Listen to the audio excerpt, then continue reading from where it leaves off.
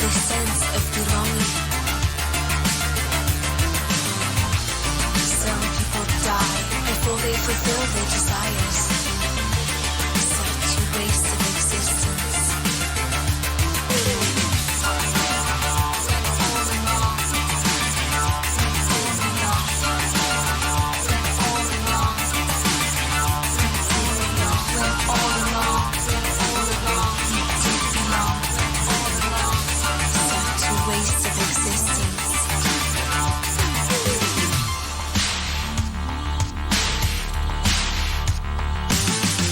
Spend our life searching for the sense of belonging. Some people die before they fulfill their desires. Such a waste of existence.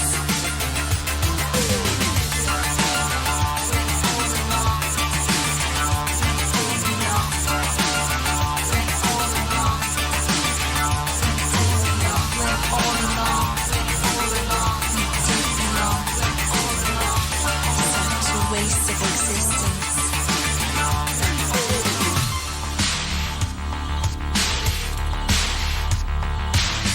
The sun is shining and the anxious earth is rising. I'm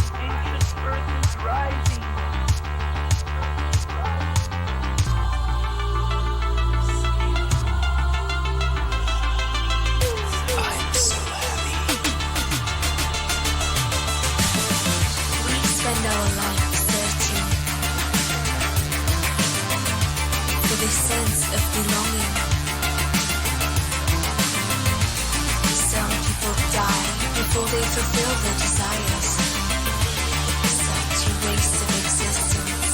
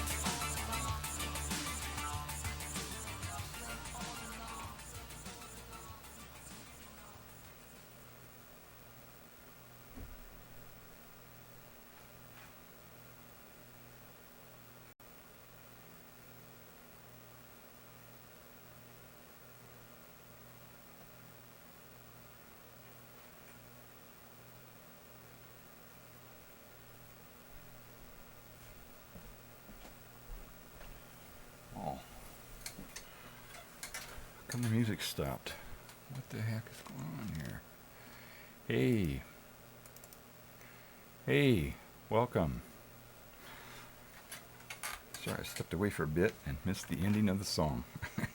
You missed my cue. Hey, how's everybody? This is the Double Trouble channel. My name is Ron. I live in rural New Hampshire. And I'm surrounded by forest and animals, and it's pretty cool. Sometimes I stream about that. Sometimes I stream about science and technology. Sometimes I stream about movies. I like movies, especially science fiction. But today, we're streaming about the news. Monday is news day. So that's what I'm going to stream about. And there's some stuff in the news that I thought should be talked about that I haven't been hearing people talk about. So I thought I would talk about that. You got Mexico doing stuff. We've got all kinds of things. We've got some weather. Lots of stuff going on. So that's what we're gonna see if we can untangle some of this stuff and talk about some of the news out there.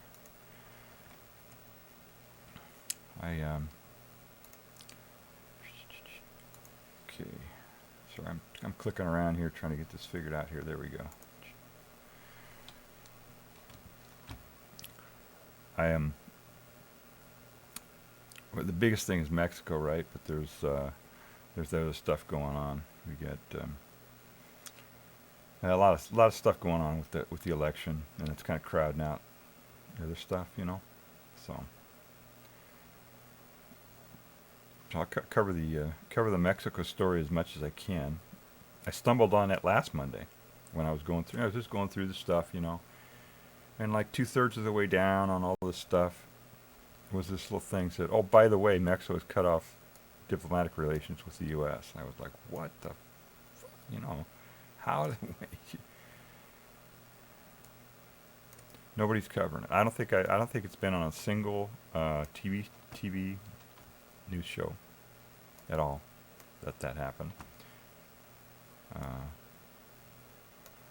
So it's a big deal, you know. It's a big deal. And what's even a bigger deal is that nobody's talking about it. So that's really the big story, right? Just, you know, lots of huge, important stuff that people should know about. And like, you know, or maybe a couple thousand people maybe know about some of these huge, big, important stories. So, all right, let's start with some weather here. That's what we'll do.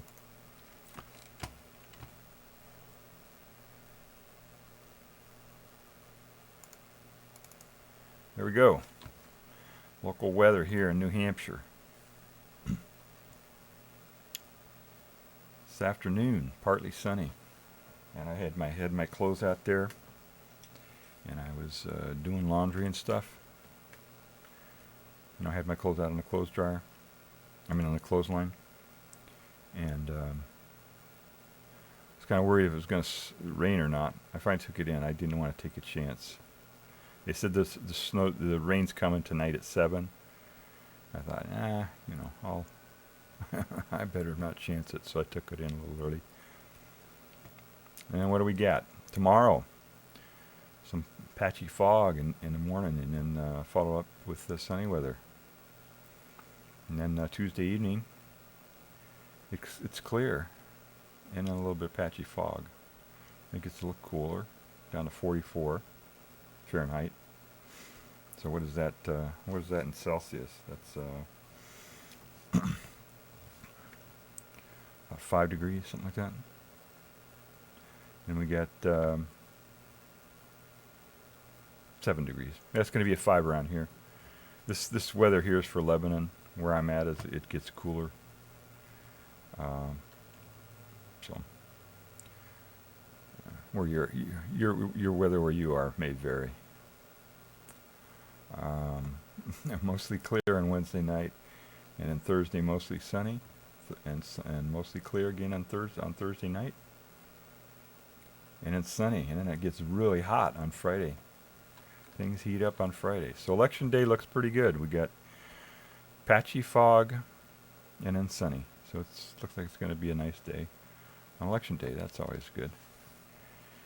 I don't have to walk very far to my polling place, so not that big of a deal for me. All right, so that's the local weather here, and then they have some charts of the whole United States, and I just found this today, just a little bit ago. I found this actually. They've got all kinds of satellite charts here, just different stuff. I don't know what this means, but here's geocolor. Let's see what this one looks like. Oops, where did it go? There we go. So there's look at that. There are the clouds, and then if we zoom in on, where's New Hampshire here?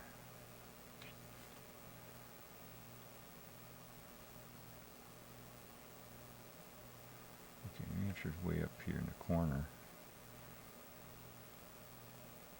There it is. Now why this is? There we go. Okay.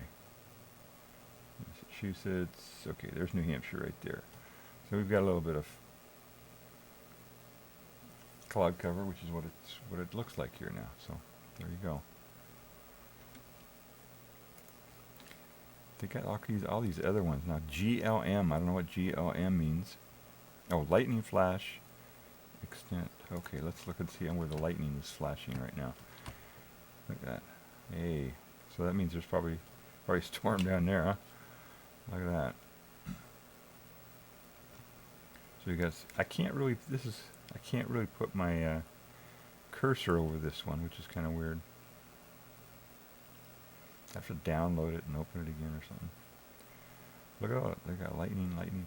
There's lightning flashing somewhere on the Earth all the time. Every second of the day, there's lightning flashing somewhere. We've talked about it. Remember, we talked about it the other day in the science stream. Remember, we're talking about my high voltage science stream. We had some high voltage right here. I did some experiments right here. Look it up. So that's lightning. Then we got air mass RGB. Let's see what that is. Okay, it's pretty colors. Looks about the same as the other one. Sandwich RGB. I don't know what they're saying. Blend combines IR. Oh, I see. Okay. Oh, look at that one. Wow. So it looks like there's over Texas or Gulf of Mexico there's something going on there. A little storm, I don't know, tropical storm or something. Derived motion winds. Oh, this should be cool.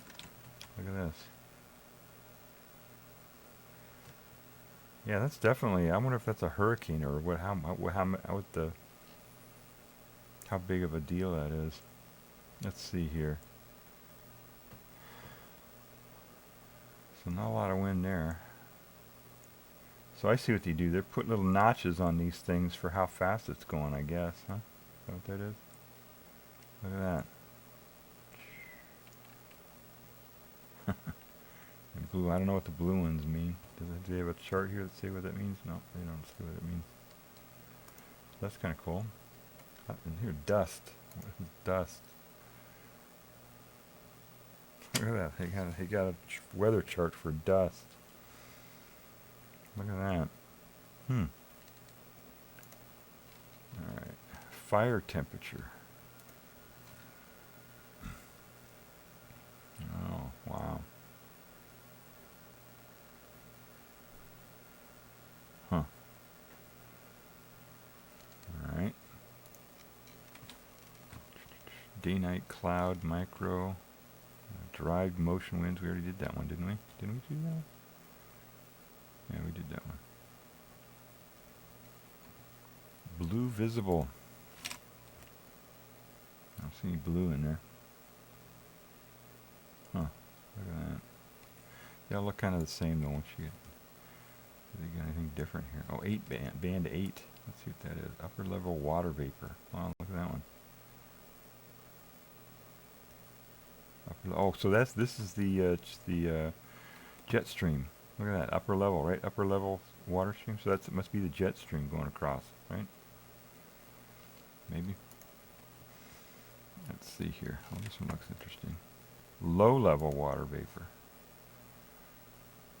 So that looks about the same, doesn't it? A little bit different.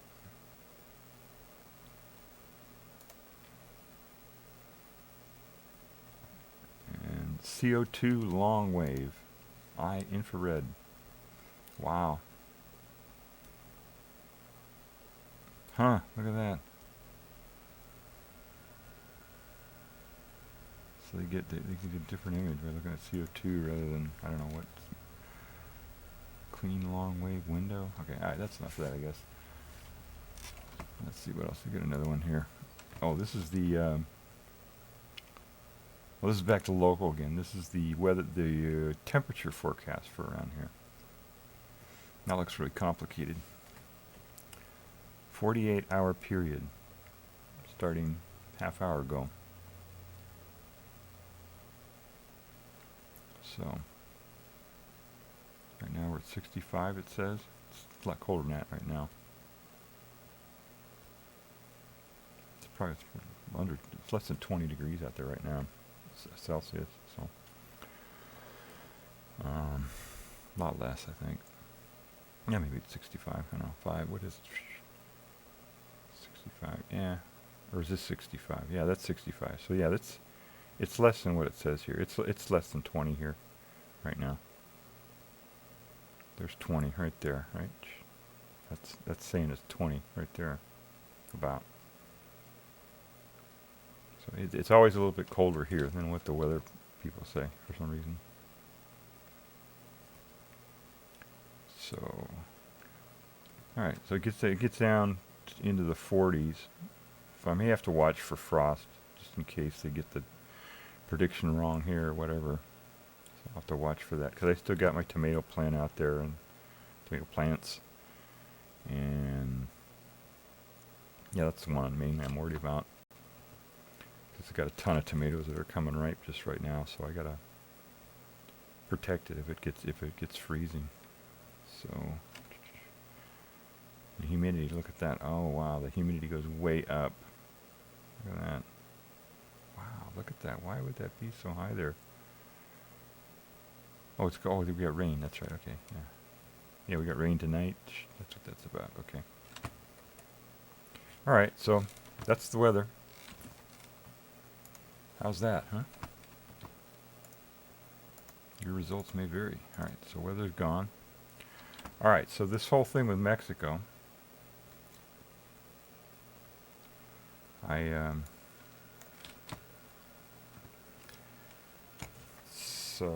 just a big mess. And I was trying to figure out what was going on the thing, and couldn't figure it out. Excuse me just a second while I start something up here. Something I should have started up earlier.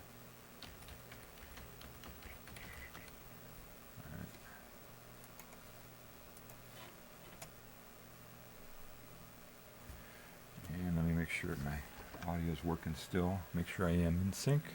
Talking to the mic a little bit. 1, 2, 3, 4, 5. Yep, that's close enough, I guess. All right. So, what this whole thing with Mexico, I found about this, I was going through the news last Monday, just going through the list, and it was like, two-thirds of the way around is like, oh, by the way, Mexico has cut off diplomatic relations with the U.S. Just blew me away. So, what it's about is Mexico has been, for the past better part of a year, they have this, their president, who is a lame duck president, because he can't run for re-election, right? It's just one 6-year term, that's it, and he's out. So I guess all the presidents are lame ducks, right? So he proposed these things. Andrés Manuel López Obrador. He's the president. And he has proposed some stuff. Earlier in the year, he proposed some reforms. They had a lot of corruption down there, a lot of bad stuff going on. Gangs and, so he wants to get rid of that. So he's proposed some reforms. And the way it was reported in the news, I was looking at Democracy Now!, their website, and the way they framed it was that Mexico wanted to elect their judges. They want to change their system so that instead of the president appointing him, that they would let the people elect the judges, and that the U.S. didn't want that. And so, something that they didn't specify who, but they said that people in the U.S. were complaining about that, and the president of Mexico got upset that people in the U.S. were complaining about it, and put diplomatic relations on hold. So, and that's all they reported. And so in the last Monday, when I was trying to figure it all out, I found out that it was this, they did this reform, and in the, there were, a handful of U.S. senators who got together and wrote a letter and sent it to him. Said, hey, we don't like what you're doing there. And to me, that didn't make any sense, because the U.S., we elect judges all over the place. I think most states elect their judges, allow their citizens to elect judges. So that's kind of weird. Why would the senators complain about electing judges? So I knew there was more to it. And I mean, I had to dig and dig and dig and dig to try to figure out what it was. And I finally found this site here. I couldn't find the actual proposal. They proposed, one source said 18 constitutional amendments. Another one said 20. So I'm not really sure. And I could not find the text of them in Spanish or English anywhere. But I found just third-party reporting on it. So that's all we got right now. We can't. I don't know how they do it in Mexico. How they figure out what's going on. If they're, But I can't find them printed anywhere. What the actual text of the proposals are. And I guess they're changing, right? They get it into the Congress or whatever they got there, and whoever has to approve them and stuff. I don't know what the process for approving amendments to the Constitution is in Mexico, but Congress has been involved in it, and they've approved some things. They've passed some stuff, some bills. But anyway, I found this this website. Let me bring this up here.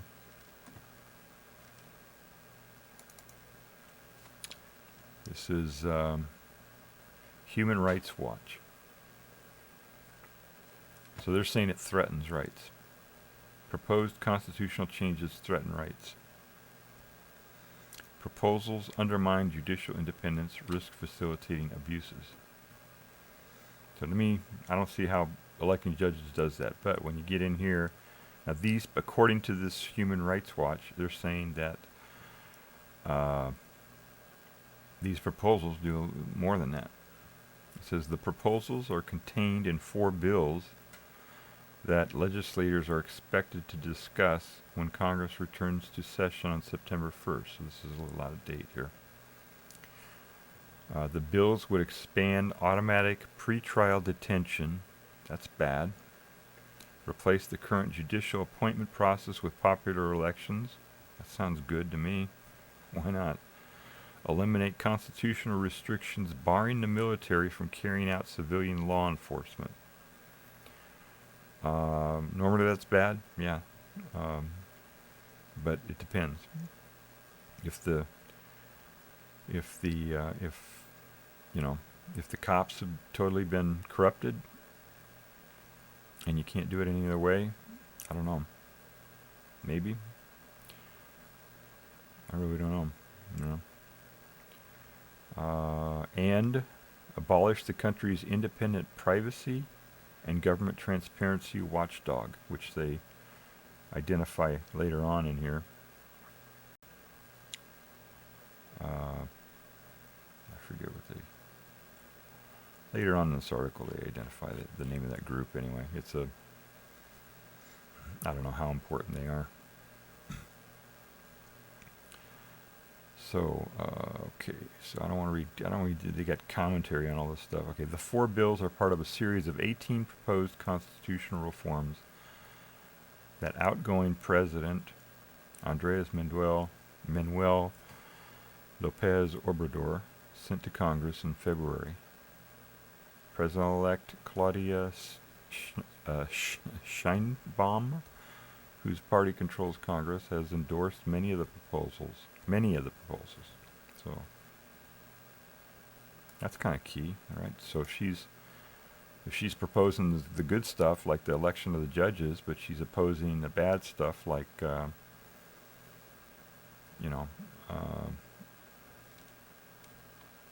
extended pretrial detention, then maybe that's good. I don't know. Urge legislatures to approve them.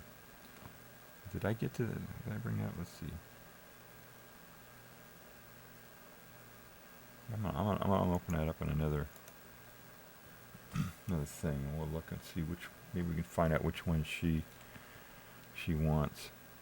Okay, one of the bills which legislators say will be among the first to be put to vote would significantly change the way federal judges are chosen and supervised. Currently, federal judges are selected based on their performance in an open, competitive. Okay, this is not. This is are selected based on their performance in an open, competitive evaluation process run by the Federal Judicial Training School, and are eligible to apply for lifetime tenure after 6 years in office. So, I don't know. Is that any better? I mean, the way they're proposing to do it is that the judges get elected, and then there's a panel of citizens that can oversee them, in case they get corrupted, That's my understanding of what they were trying to do.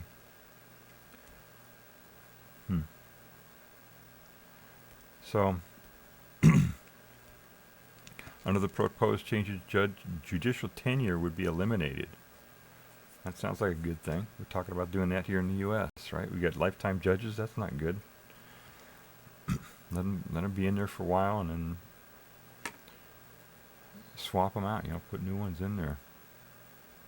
But don't let them, see, the problem with that is you don't want, when they're done, you just let them retire. Don't let them work anywhere anymore. Or let them do something that's, where they can't be corrupted. You don't want to put a judge in there for a certain amount of time and then have them go out and have a corporation hire them or something, That's not good. We got a chatter here. Hey, one true villain, top G. How is it? Let's see. And then we get, so that's bad too, right? They call it the revolving door. You get a judge in there, and the judge, if the judge is in there for a little while, and he gets out and he gets some cushy, $1 million a year job somewhere in a corporation, that's not good, right? That's bad, because then the judge is going to make decisions that favor that corporation or that industry or whatever. So the way you do it is you put the judge in there, and you say, okay, judge, if you want to be judge, we'll put you in there, and you get a salary, for the time that you're in there, and you cannot make money from any other source ever for the rest of your life. And you get the salary for the time that you're in there, and then when you're out, you get 80% or 70% of your salary for the rest of your life, and that's it. And you can't make money anywhere else.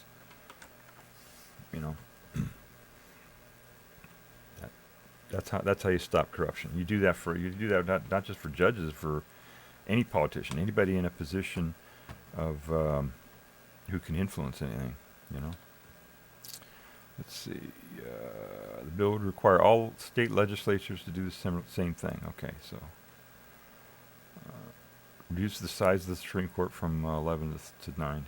They didn't say what it was. It was 11 to 9 is what I heard. These proposals would seriously undermine judicial independence. See, I don't see that. Couple of them are not good, but the judicial reform sounds right.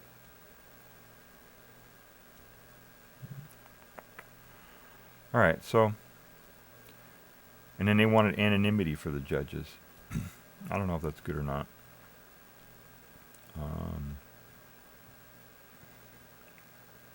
Yeah, I think that's probably not good. Yeah, what they're worried about is judges, the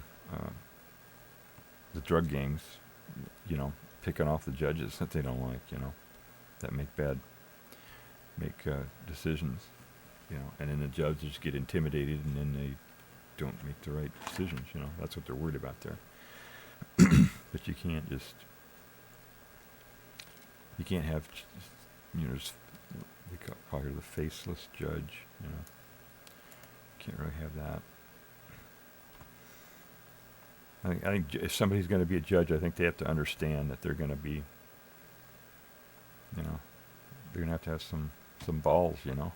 You need to be a judge in Mexico. If you're going to be a judge in Mexico, you got to have some balls, you know. Another bill under consideration would eliminate the National Institute for Transparency. That's what they're talking about. This, I don't know what that is. I don't know how much, clout this organization has or anything. I don't know anything about that. They want to get rid of that. And then what would they do? What would they replace it with? Do they say? Can issue fines and enforce rulings and take legal action against the government. That's sounds like a check. I don't know. The more checks on government, the better, I think.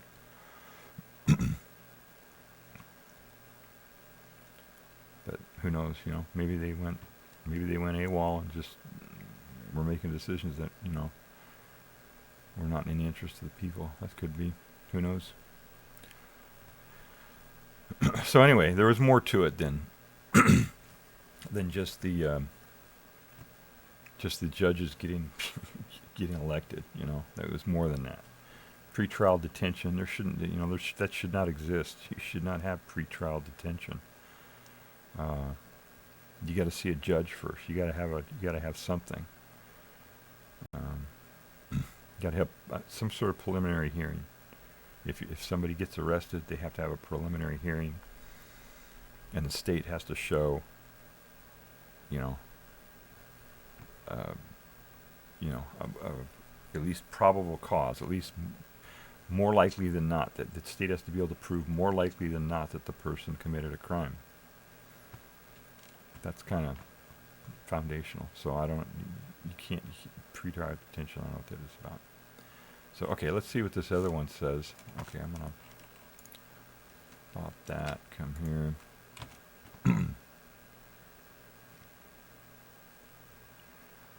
Okay, we'll translate the page.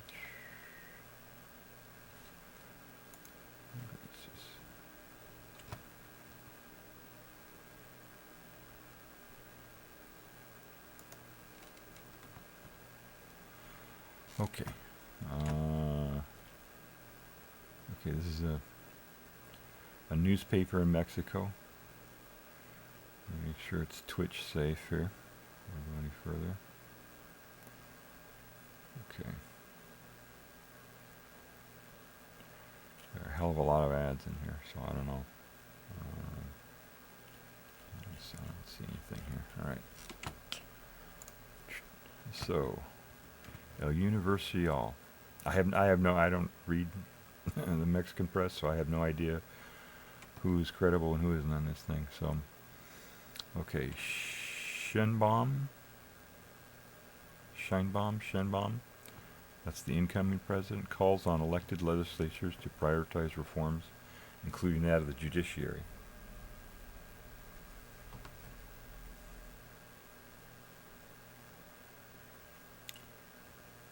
Who is he? He asked, who is he? Who are they talking about there?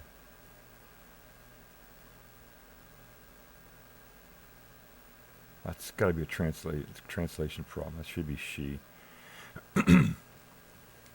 Spanish is a gendered language. I don't know. That's kind of weird how they translated that way. Yeah, that's another thing. I'm not sure about the translation, right? This is just automatic translation by Google or somebody. Let's see. Before deputies and senators elected in the last elections, virtual president Claudia Sheinbaum asked to give priority to the 5 proposed reforms to discuss the beginning of the next legislature. Among the reform is the reform of the judiciary. Among them. Okay, what else has she got? What else did she do, though? Let's see here.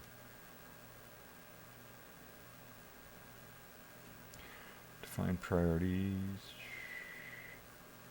She clarified that they are a unique movement in the world. Yeah, this translation is pretty rough. Living our people. Okay. Do we have any facts here? In conclusion, let's see. Okay, they just basically just quoted her and that's it. Yeah, journalism is tough these days, I guess. It's hard to... People don't want to put the time in. I don't know.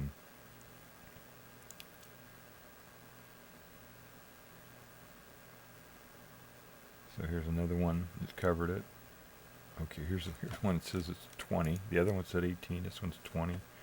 Which one is this? This is El Pias. This is translated to... Is that going to go away? Okay. Presents a package of initiatives leading to the final stretch of his 6-year term. Includes reducing Congress. Okay, that's neat. Okay. Reducing Congress, reversing the latest pension reforms. Oh, that's why people are pissed off about this. Okay. Wait, reversing the latest pension reforms. Now, which, I don't know what that means. I don't know what the latest pension reforms were, or what a reversal would do. And electing judges and ministers by popular vote. Yeah, that's good. Wouldn't that be cool if we, in the U.S., if we could vote for Secretary of State, and Secretary of Defense, and Secretary of, Health, and, especially Secretary of Health, man. So that's, okay, that's them covering it. Let's see what these guys say. This other one. This is Reuters in Mexico. Okay, or whatever, the Mexico office for Reuters. Mexico's president seeks a broad constitutional... God damn, these fucking pop-ups. I just can't believe this. Why do these sites do this, When I find sites that do this, man, I put them on a list. I don't go to them anymore, I take them off if I have them tabbed, I get to take them off my tab, I don't know why the fuck they do that, It's stupid, You're making, a couple extra dollars one time, and that's it. I'm never going to go to your site again. That's dumb. All right, Mexico's president seeks broad constitutional reforms ahead of June election. Okay, so I don't know. I don't even want to read the rest of this with those pop-ups. Go to another site. What's this? Oh, this is a PDF file about something. It's in Spanish. Oh, all right, well. So that's that. Took a little bit of digging, but I figured out what the real story was there. So, what would be interesting would be to go to, all right, let me clear out all this crap here on my thing here. Let's go to,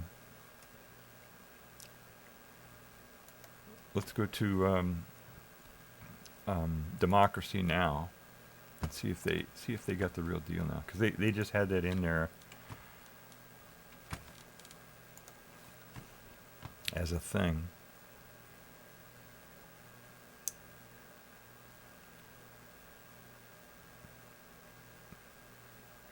Now let's see if we can find that. See if we can find that article here. First, see if we find it or if they buried it completely. All right, top stories. It's going to be top stories, right? That's definitely a top story. Oh, that's where I am, right? Top story. Okay, we just got 4 in there, all right.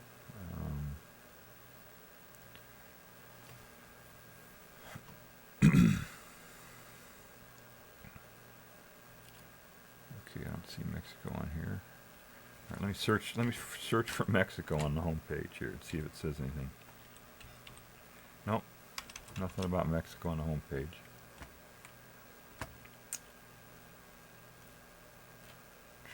All right, we'll go to their search facility. Type in Mexico. See what that does. Sort by date. Okay, what should be here? Okay, Mexico freezes diplomatic relations after U.S. and Canada criticize judicial reform plan. It's more than and it's more than just judicial. It's government reform. It's more than just, right, we just figured that out. It's more than just judicial reform. It's a lot of stuff. So, to characterize it as just judicial reform is not correct. That's the first thing that they're working on, but it's not the whole thing, you know. That looks like the only one they've got. 20, okay, goes all the way back to August 13th. So let's see if they've updated their little thing here to include a little bit more. Okay. All right, I'll just go ahead and read this thing, and we'll see what it says. See if they've updated it. Oh, no, that's it. Okay, it's only going to take a second. That's all they got on it. Just a simple. It looks like the same word they had before. In Mexico, President Andres Manuel Lopez Obrador has paused relations with the U.S. and Canada embassies after the two countries criticized Mexico's efforts to reform its judiciary system. Part of the reform calls for judges to be elected by popular vote. Mexico's president-elect Claudia Sheinbaum, who will take office on October 1st, has defended the proposed changes. And they've got a little poll quote here about President-elect Claudia Sheinbaum. What's best, judges of the Supreme Court elected by the Senate of the Republic or by the people of Mexico? Who says the people of Mexico? Raise your hand. That's cute. Get it? Raise your hand. Democracy, right? Okay. This is democracy. Democracy to elect the president, democracy for lawmakers, and democracy for the judiciary, too. So that it's a judiciary at the service of the people. Okay, that was her quote. All right. And then they continue this little blurb, this short little story here. They say, last week, U.S. Ambassador Ken Salazar criticized Mexico's judicial reform proposal, saying that popular direct election of judges is a major risk to the functioning of Mexico's democracy. Okay. So, okay, that's what he said. He's made a public statement about that. Okay, now that actually focuses in on it. Popular direct election of judges is a major risk to the functioning of Mexico's democracy.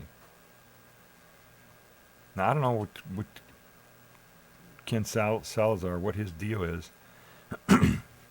He can't be so ignorant that he doesn't know that, you know, many, if not most states in the U.S. elect their judges, let the people elect judges.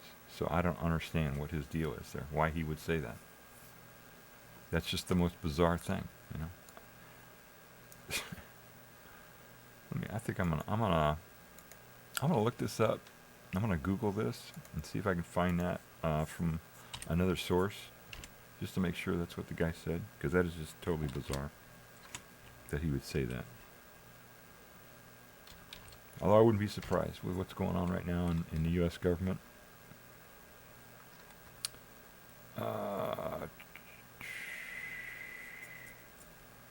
U.S. Embassy and consulates. U.S. Embassy, here it is, man. Look at this. On Mexico's judicial reform proposal. Looks like I'd been there before. It looked like I had hit that link before. So,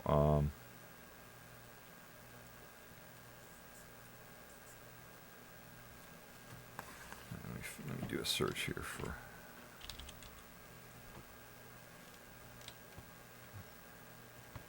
All right. Based on my lifelong experience supporting the rule of law, I believe popular direct election of judges is a major risk to the functioning of Mexico's democracy. Any judicial reform should have the right kinds of safeguards that will ensure the judicial branch will be strengthened and not subject to the corruption of politics.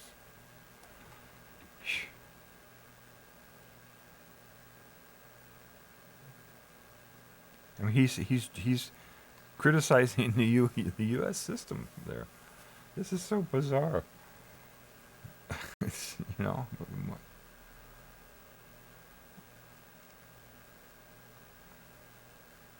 I wonder how many states do elect their judges. I don't think they don't do it here. I don't remember ever voting for a judge here in New Hampshire, but California they did it.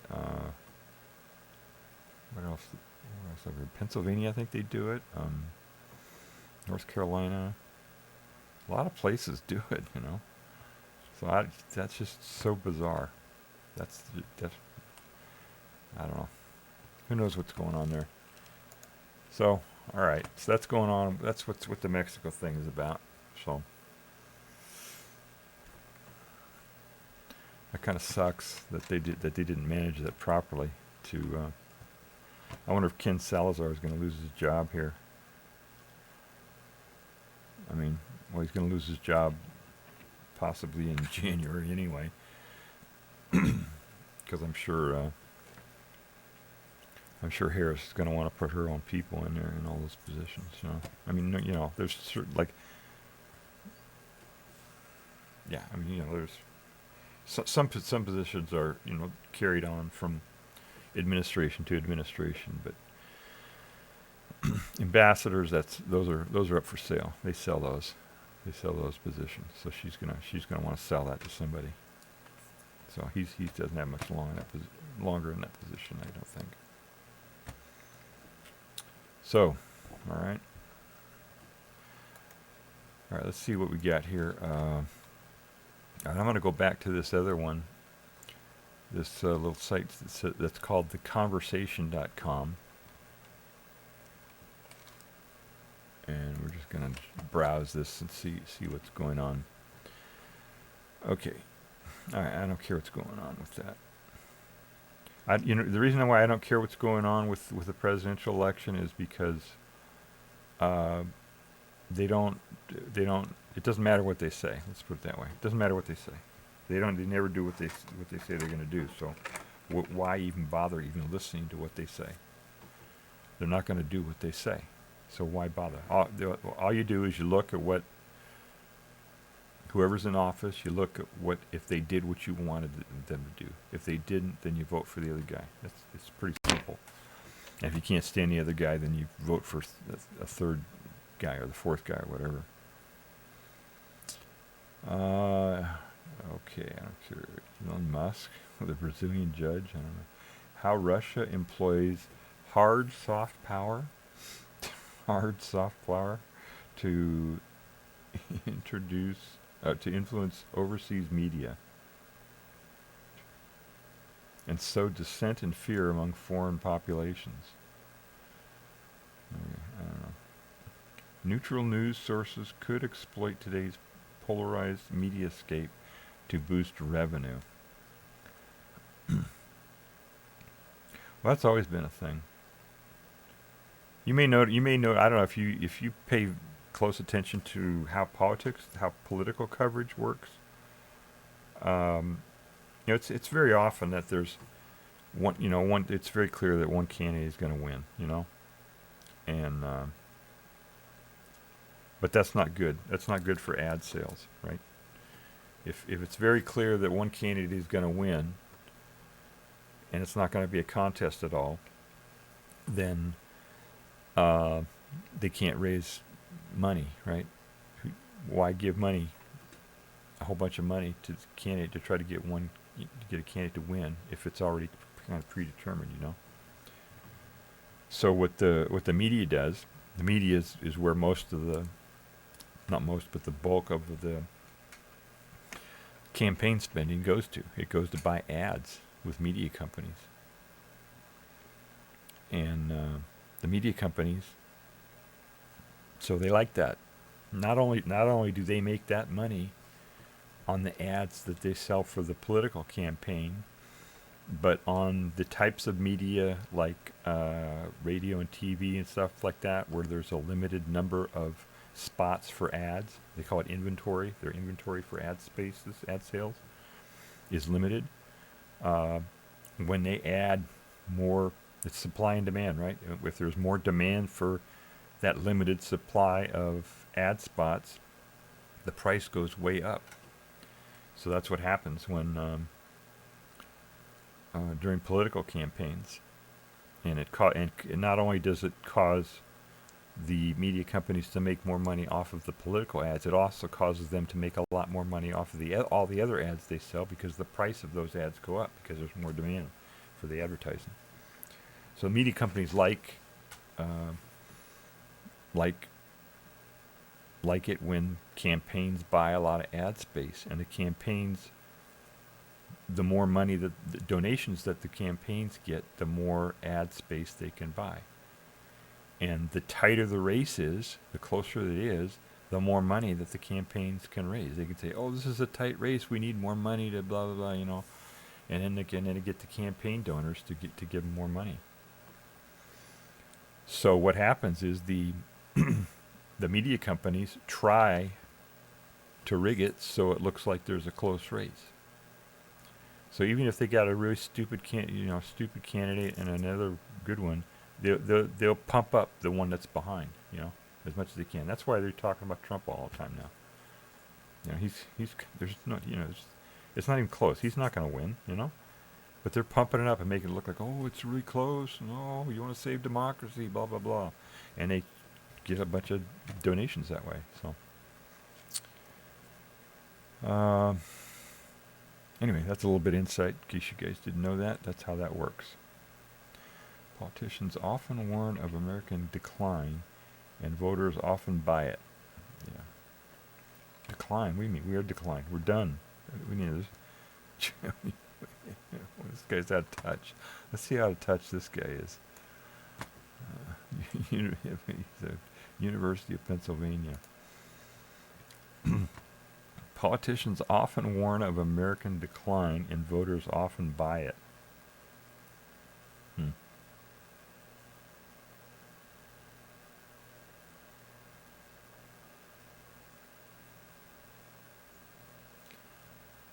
Oh, boy.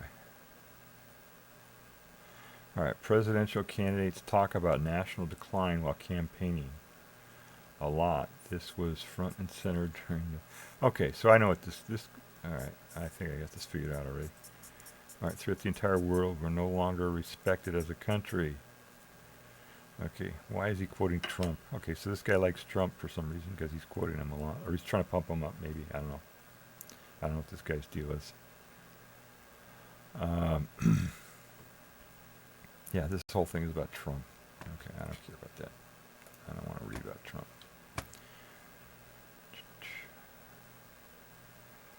Microbes can help pinpoint time of death for forensic investigations in frigid conditions. Is it time to retire the Arab-Israeli conflict?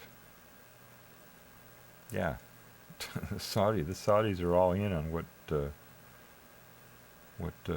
Israel's doing right now. They want that. They want conflict around there. They want to keep that Mediterranean gas off the market, as much as they can. Okay, U.S. oil and gas production. Well, at least they got some clues here. These guys got this figured out. They talk about this story and then they talk about this story, so they subtly clue people in here. U.S. oil and gas production surged to record highs.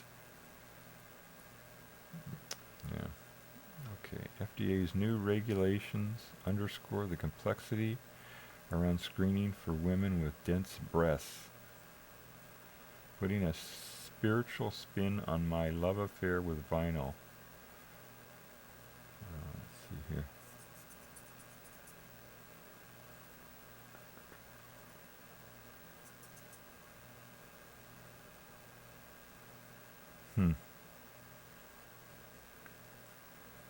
About its crew. Oh yeah, that thing, that story. That was something.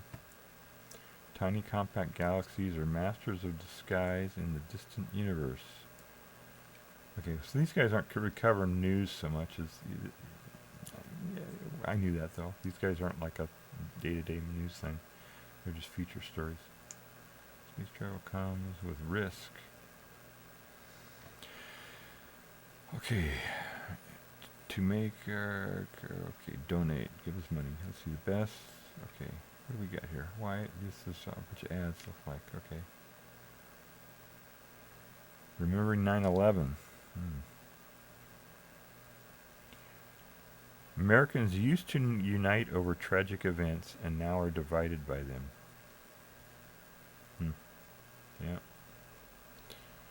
Get out now, inside the White House.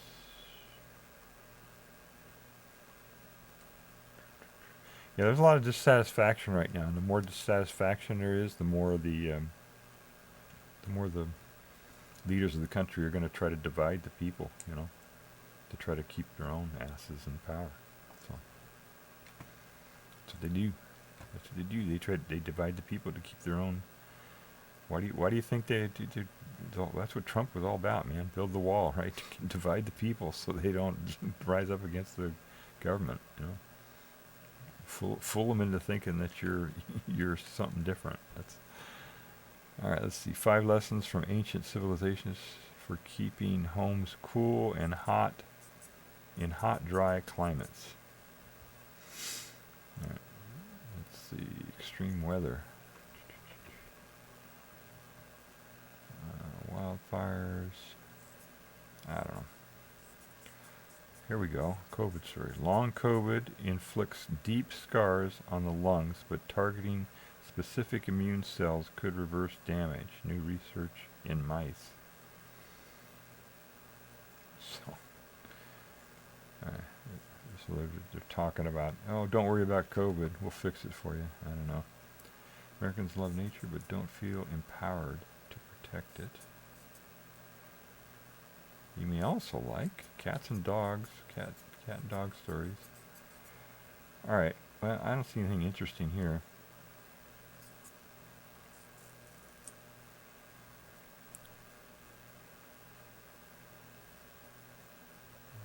Industry highlights complicated backstory of identity and enslavement.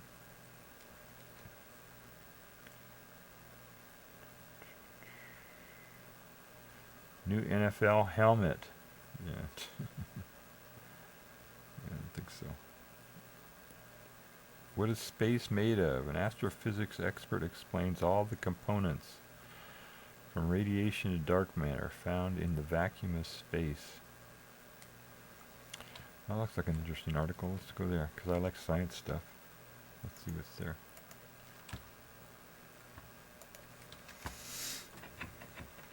Okay, so this guy is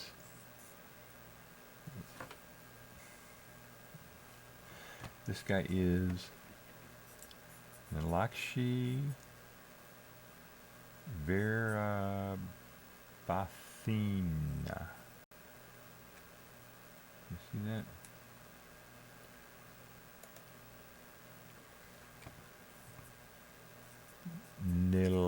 Nalakshi Verabathina. Okay, so let's see what this guy has to say.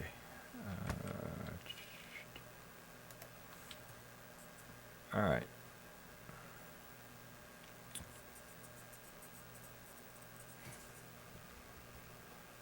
What comes to mind when you think of space?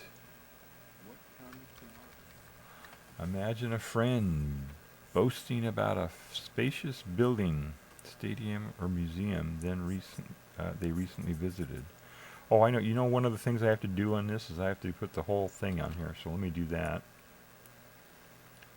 Let me scan this whole article, make sure I get the whole thing. Jesus, these fucking pop-ups, man. Come on, people. Alright.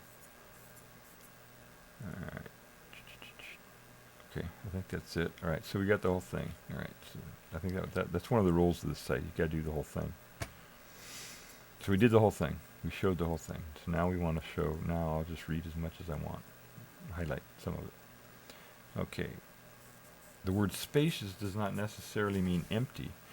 It simply indicates that there is enough room to move around the objects inside it. Similarly, outer space is not completely empty. It is vast and forever expanding, but there's a lot of stuff in it. As a kid, I used to wonder about questions like how far away the clouds are, what lies beyond the earth, and how vast space is.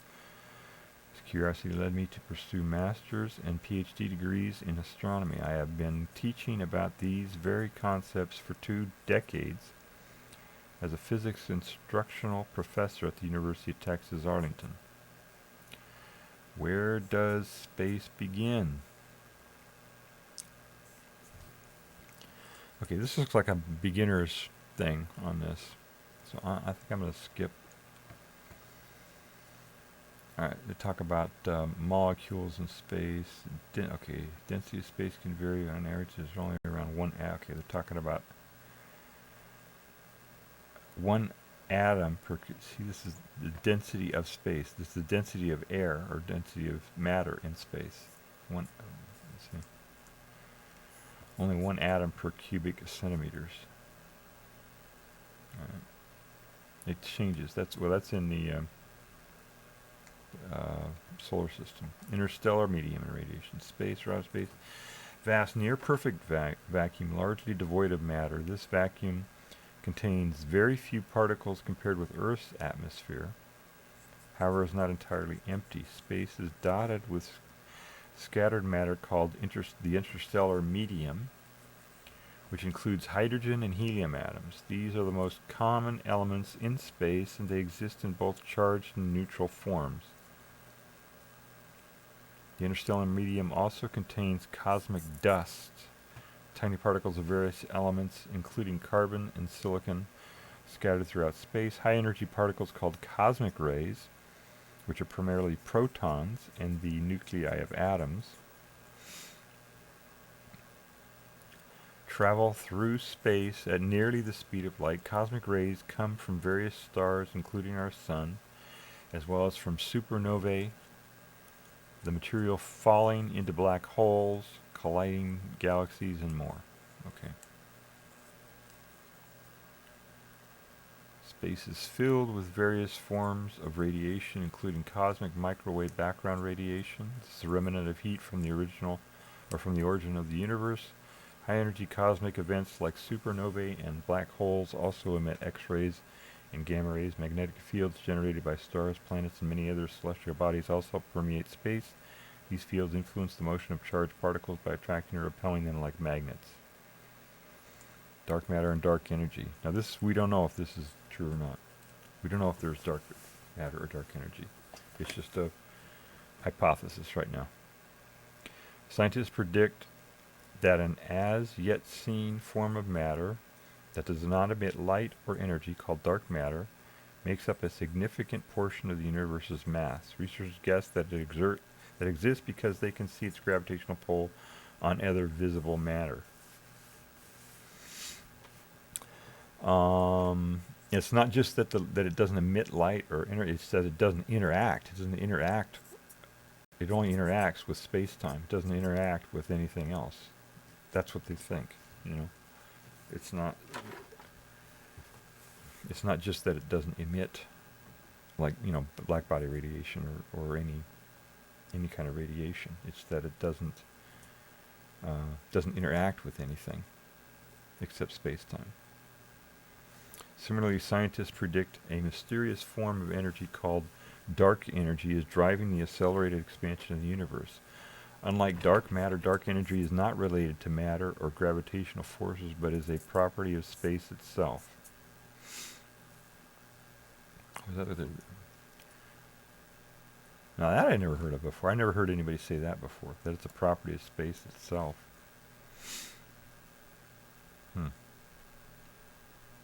Because there's something called the vacuum energy of space, but I don't think that's the same thing as dark energy. I think that's a different thing.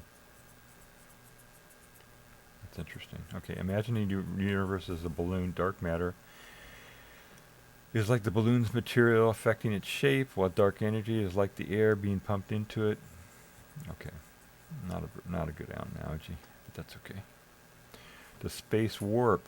Can gravity bend space? Space can also warp. Imagine that space is like a big, stretchy trampoline. Yeah, I don't like this analogy either, because it's not like that. That's not a good analogy. Don't use that as an analogy. it looks cute, but it's not a good analogy for people to think about space. The warping of space-time. Not good. Don't use that one. If you roll a small marble, okay, trampoline, flashlight on a trampoline, trampoline, okay. Space is more than just emptiness. It contains a mix of particles, radiation, magnetic fields, and mysterious forms of matter and energy. Imagine space as a 3D playground inside which objects like stars, planets, nebulas, and galaxies exist and together make up our fascinating and complex universe. Okay. All right.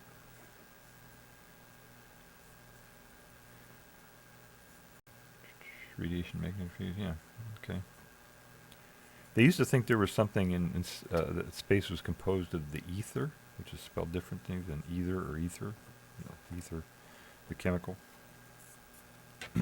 But then they did an experiment because they were trying to figure out, what is warping, what is it made of, and what is, when stuff moves, is it actually moving through something? And is there something that's causing inertia?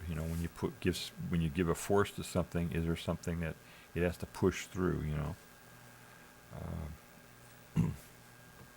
And they called it the ether. But then they did an experiment and they tested, the Earth. The Earth is going around, and if you test in one direction, They did it. I can't remember what they exactly tested, but if there was ether, then they would have gotten a different measurement in one direction than do in the other direction.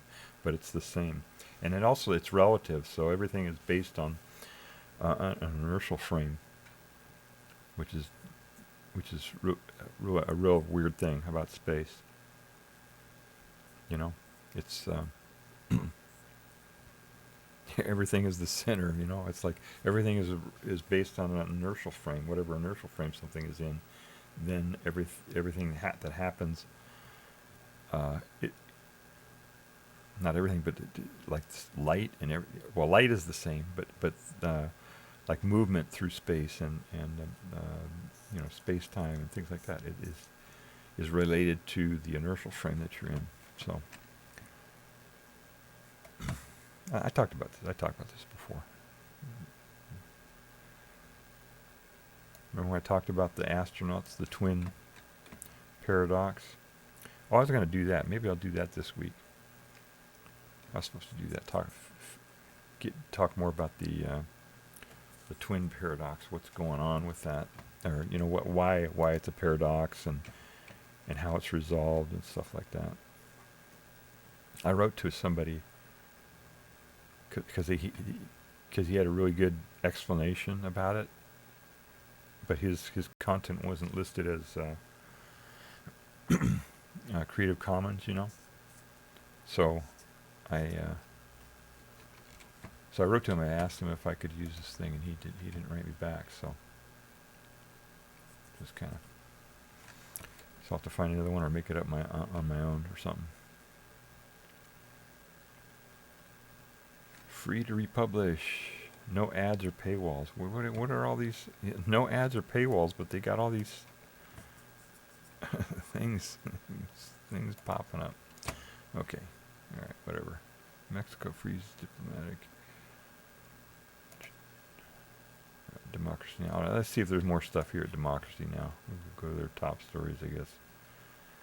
Go to their homepage.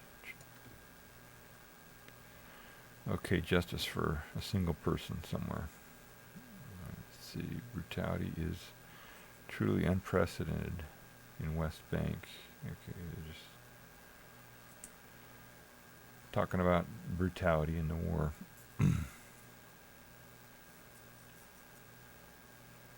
UN issues dire warning on Gaza as Israel hinders polio vaccine drive. Huh. Lax gun laws.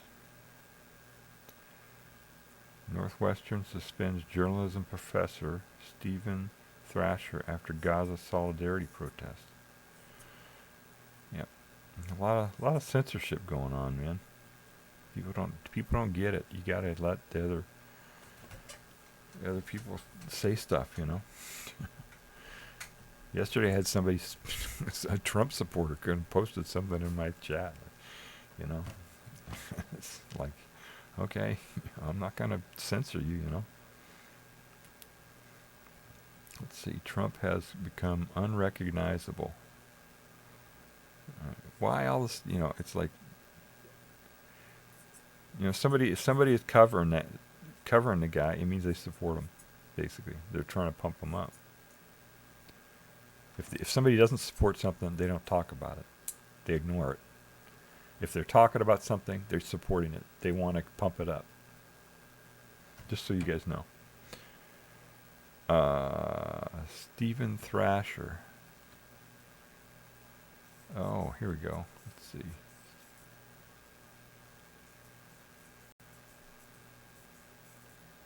Wait a second. It says exclusive, Northwestern suspends journalism professor Stephen Thrasher after Gaza solidarity protest. And down here it says Stephen Thrasher, COVID pandemic not over, mask bans put, I don't know what is going on here. All right, let's sort this out and see what the hell's going on. This is totally bizarre.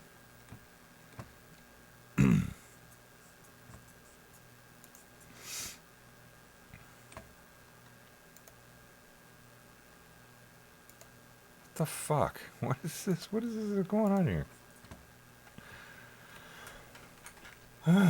Exclusive. Northwestern suspends journalism professor after Gaza solidarity protests.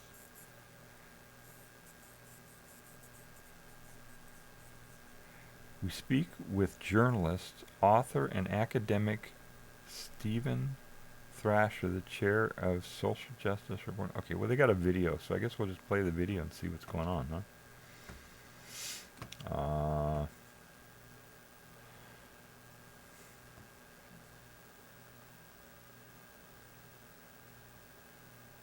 right, I gotta review this video first. I can't.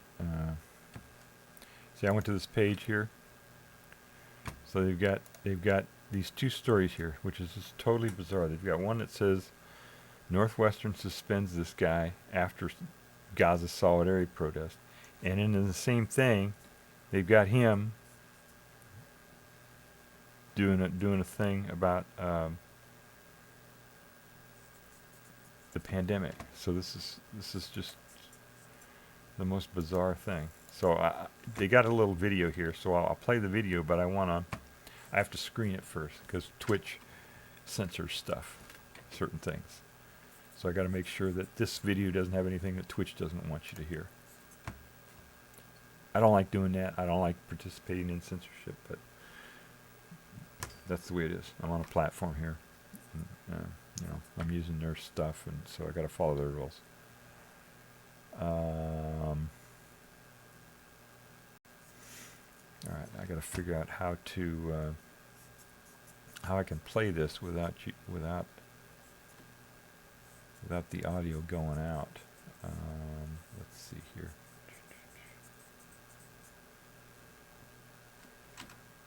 I think if I play it here, it will it'll go out anyway. Here.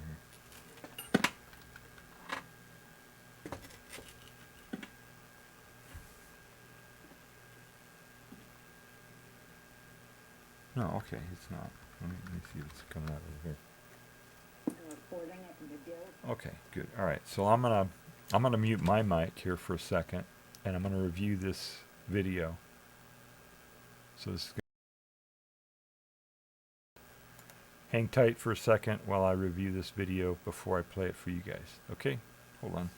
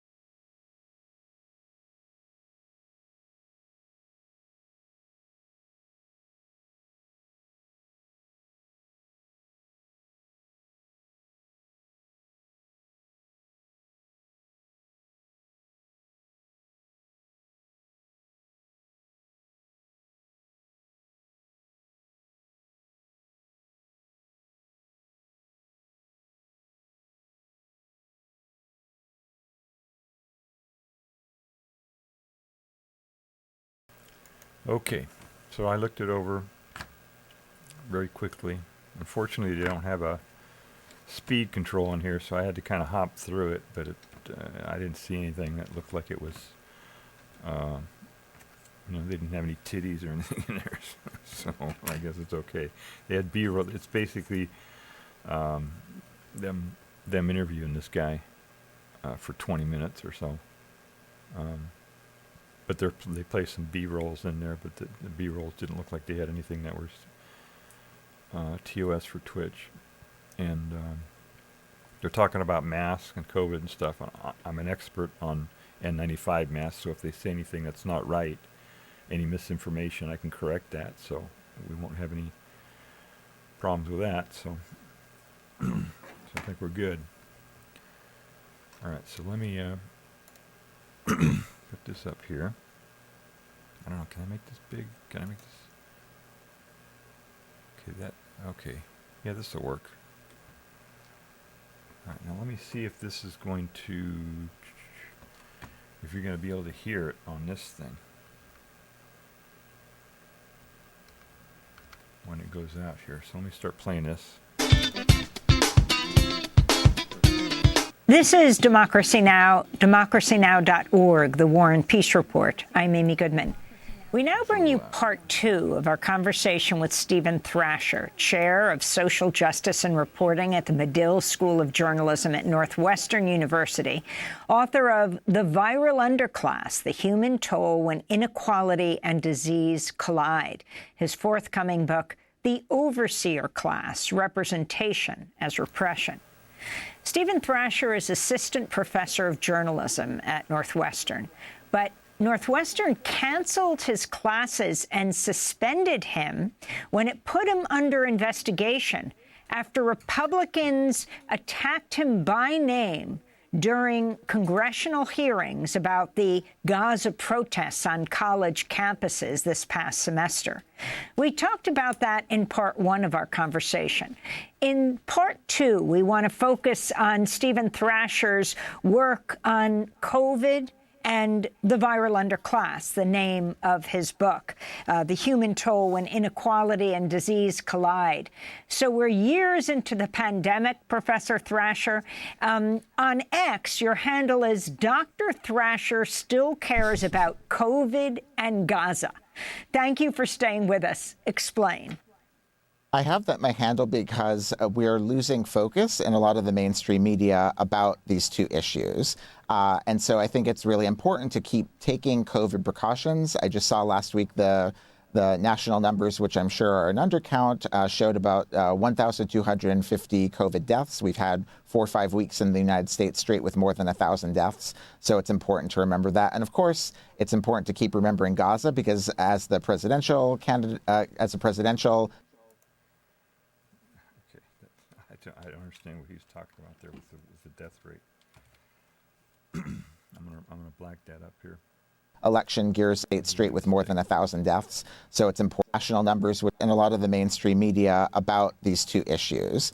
And so I think it's really important to keep taking COVID precautions. I just saw last week the national numbers, which I'm sure are an undercount, showed about 1,250 COVID deaths. We've had 4 or 5 weeks in the United States straight with more than 1,000 deaths. So it's important to remember that. And of course. Okay. COVID deaths is about 1.4 million deaths. So I don't. Maybe he was saying 1,000 per week. Maybe that was a per week number. Maybe, which sounds about right. So I don't understand. That was kind of weird. So. Of course, it's important to keep remembering Gaza because as the presidential election gears up, political news is moving more and more away from Gaza. And these two things are connected. We see this massive outbreak of the viral underclass in Gaza, which of course has been going on for decades for various reasons. But right now we're seeing really acute outbreaks of polio, of hepatitis, of various different kinds of infectious disease. And there's also this really disturbing connection between preventive measures because there's been such a strong backlash around the use of masks because they were used in protests at places like Columbia University or my university, Northwestern. That has led to a much more vicious backlash against masks broadly. And so, You see here in New York City that Kathy Hochul's calling for mask bans. Out in Long Island, one of the counties had a mask ban. Eric Adams is also calling for mask bans. And so there's this real connection between the tactics for preventing both being doxxed by protesters, but also, which a lot of protesters I've seen, I've been in 5 or 6 of these different Gaza Solidarity camps, they really do care about communal care, and they think about how do we take care of our community. So part of that is masking. And the failure to learn the lessons from COVID to act with a communal mindset is also having an effect with the explosions of violence and backlash happening around those who are for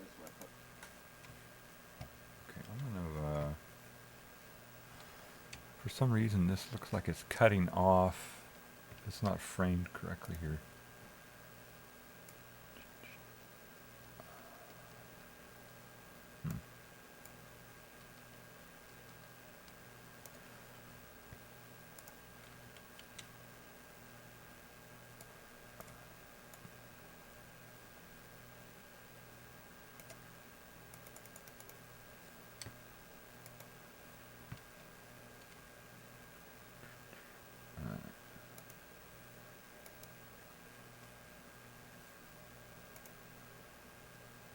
Desktop up there for some reason. There we go.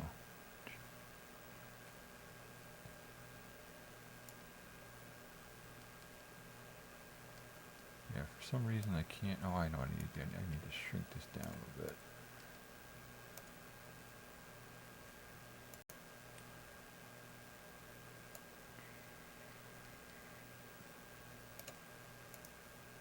There we go. Okay. Okay, we'll continue here. Protesting for it. Learn the lessons from COVID to act with a communal mindset is also having an effect with the explosions of violence and backlash happening around those who are protesting for an end to the genocide in Gaza. And I should say, Professor Thrasher, that you were in a separate studio from me. You came in wearing a mask, only took it off when you're in a room without other people. You're talking about Nassau County in Long Island. Okay, what he did there is not safe. Just to let you know.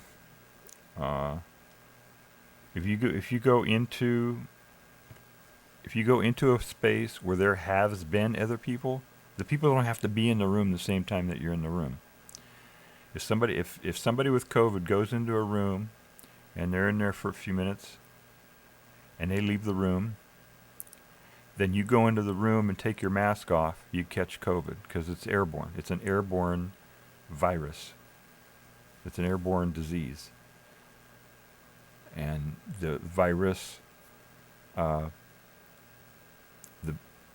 is very small, but it rides on particles that are also very small, submicron-sized particles that are airborne. And they stay in the air for a long time. It takes them hours to settle onto the walls or the floor or whatever. So what he's doing there is not safe. You got to keep your mask on all the time. If you go into a room where other people have been recently, who were not wearing masks, if the people who were in that room were wearing an N95 mask continually, and they leave, and nobody else was in that room other than people who were wearing N95 masks, N95 masks that don't have exhalation valves on them, it's kind of technical, then you're okay. Okay, but what he did, he went into the studio, he walked in, and he went to this separate studio and took his mask off, but he probably didn't know if there was anybody in that room. He doesn't know the conditions right there, right? So, and the way she described it, it sounded like, they had this studio and people were walking around in this room, and he walked in and the other people left, and then he took his mask off. That's what it sounded like she described there, which is not safe. That just you came. Violence and backlash happening around those who are protesting. But let me also say that it's good. It's good that she is describing why this guy is not wearing a mask. Okay. So at least that's good. She's just because otherwise he looks like a hypocrite, right? If he's saying people should wear a mask and he's not wearing a mask, and she's describing, okay, he's not wearing a mask for these reasons. Now, still, what he's doing is dangerous, but anyway. An end to the genocide in Gaza. And I should say, Professor Thrasher, that you were in a separate studio from me. You came in wearing a mask, only took it off when you were in a room without other people. You're talking about Nassau County in Long Island that just passed a law that said people can no longer mask unless it's for religious or health reasons. And groups like the New York Civil Liberties Union and others are saying this is discriminatory and disability rights groups. Explain what this means to you. I mean, just a year ago, we're being told we had to mask. Yeah. People are still, some of us, including me, on the subways, I always wear a mask, are afraid that we'll soon be told we're not allowed to wear a mask? It's really disturbing and scary. And so what some of these entities are doing is they'll put in some kind of health exemption and say, well, you can have it if you need it. But who's going to define that? The DNC, I think, said that people could wear masks if they had a disability. So who's going to enforce that? So the problems with this are multifold. First, it discourages people from masking in the first place. It makes them scared. I was wearing a mask. I was flying yesterday coming through customs, and I had this thought process as I was going through it. You know, is the customs officer going to think I'm suspicious because I'm wearing a mask and not taking it down until he tells me I have to? So there are ways that it will... And of course, what you're doing is protecting... Okay, just to let you know, if you take your mask off because you're embarrassed or because somebody else doesn't like you wearing a mask, you're a fucking idiot, okay? Wear your mask. Don't get embarrassed to death, all right? Wear the fucking mask no matter what. It's ridiculous, you know? It's just bizarre. Yeah, here in New Hampshire, we're a constitutional carry state, so not a lot of people are going to be telling people not to wear their mask. Him. Yeah. I mean, for you, you're exposed to a number of people, but for him, he's exposed to thousands of people every day. Exactly. And so the Nassau County, I think it's controlled by Republicans, but many of these entities are controlled by Democrats. And it's happening at universities. The head of the University of California, which I think is the largest university system in the country, they've said no masks on campus unless you have a disability. So who's going to decide that? The same cops that are beating up students? And so this is a really, really dangerous situation because it's dissuading people from being able to mask, but it's also putting the power of what public health is into the hands of police officers, and that's a really dangerous place for it to be. Can you talk about why you went to Greece this summer?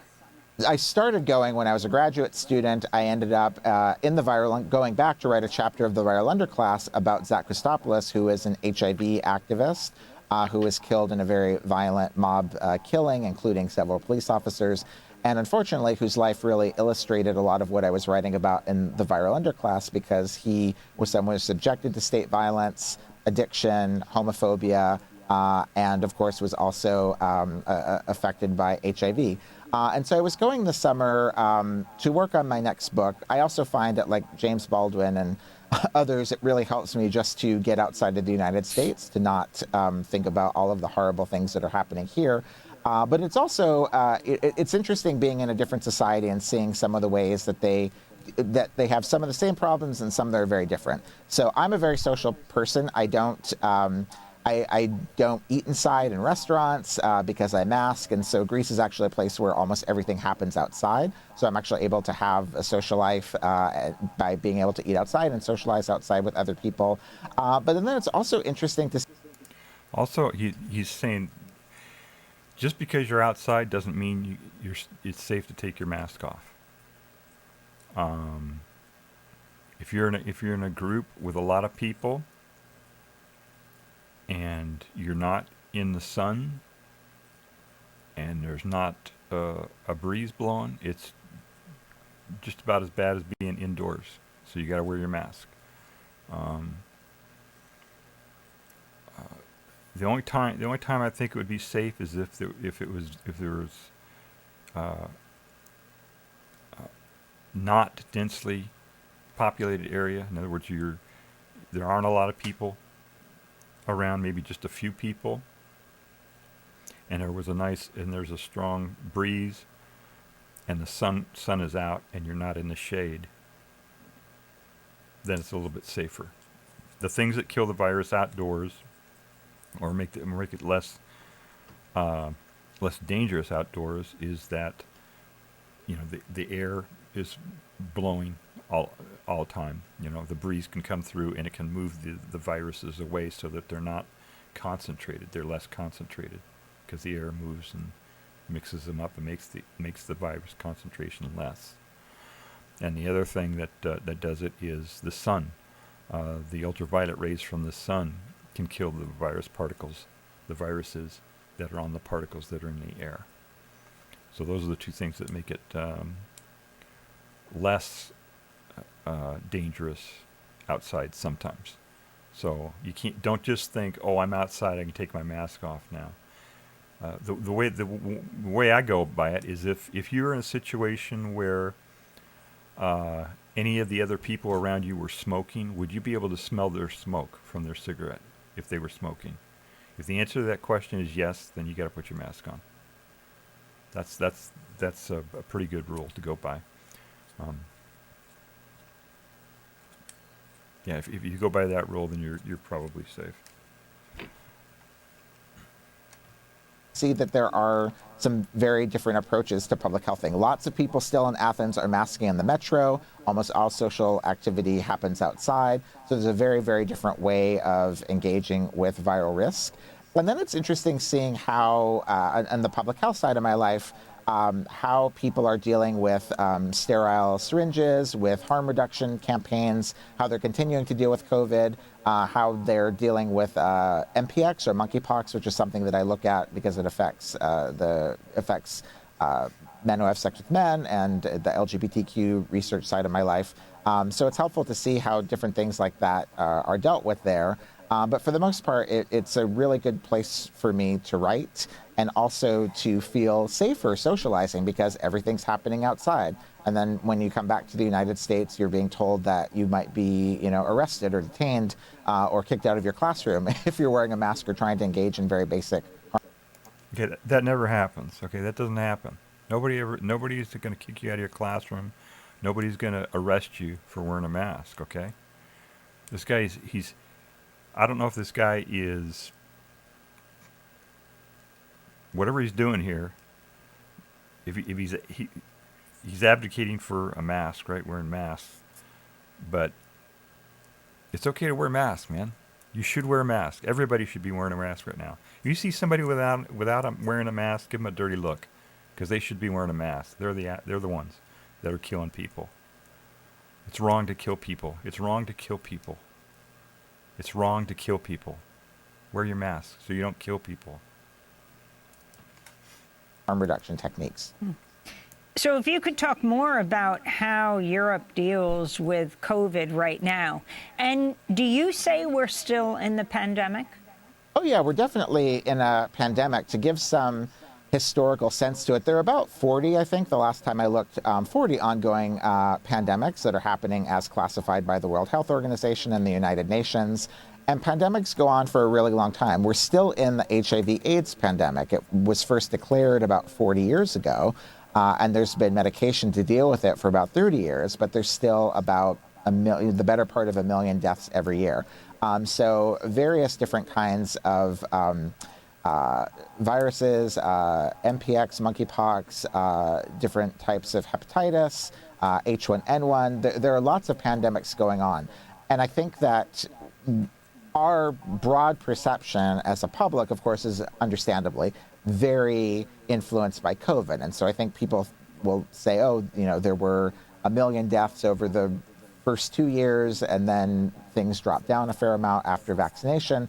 They think that the pandemic isn't still there. But to give some historical context to it, as I said, AIDS is still a pandemic. Pandemics can go on for decades. Whenever infectious disease is moving without being contained and controlled in an endemic fashion, then it is continuing to go on. Different European countries are dealing with it in different ways.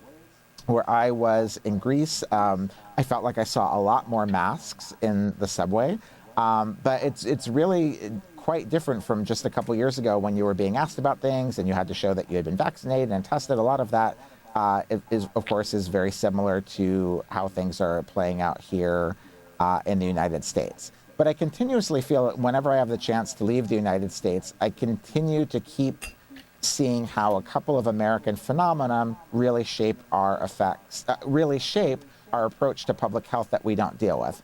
One of the biggest, of course, is incarceration. Incarceration is one of the biggest drivers of a host of different kinds of infectious diseases, including COVID. And because the U.S. incarcerates so much more than everyone else, we're creating a lot of vectors for the transmission of disease. And when you leave the United States, you get a little bit of sense about that and how much it affects us. So, for instance, you have a very pro-incarceration candidate in Kamala Harris. You have a very pro-incarceration candidate, Donald Trump.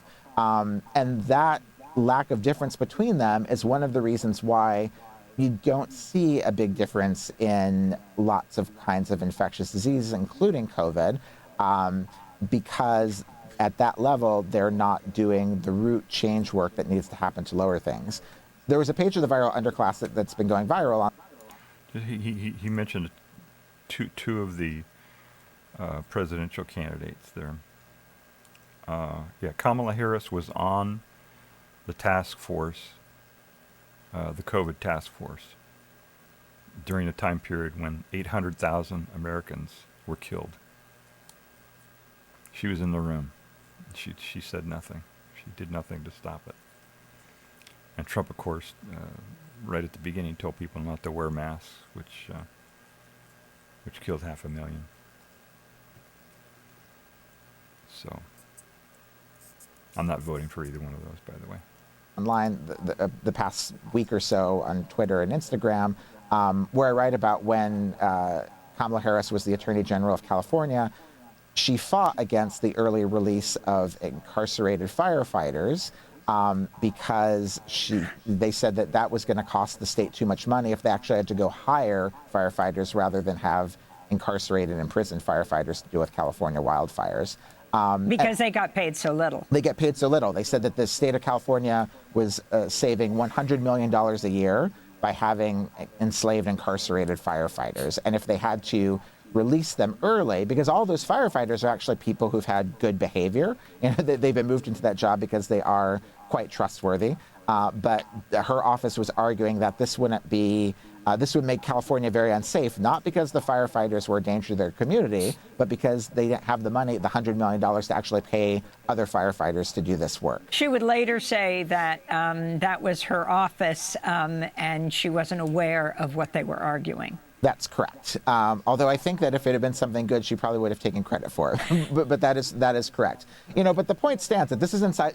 Whether or not she knew about it personally, she was a democratically elected member of the Democratic Party in that job. She's now running to be the Democratic Party's nominee for the presidency of the United States. And so, at a policy level, whether or not they're talking about vibes or their feelings or whatever, at a policy level, the Democrats' propensity for incarcerating people at the border, in the incarceration process, as firefighters, at the state level, at the federal level, those create the conditions for ongoing viral transmission.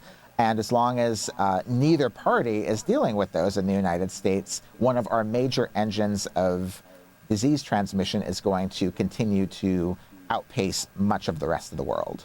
Well, speaking of going viral, I'm going to talk about viral in a very different way. The last time we talked to you was a picture that went viral, and it was the picture, I think the header was, "What is Violet Affleck trying to tell us?" She's the daughter of Ben Affleck and Jennifer Garner. She was photographed with some very pointed reading material. It was your book, The Viral Underclass, The Human Toll When Inequality and Disease Collide.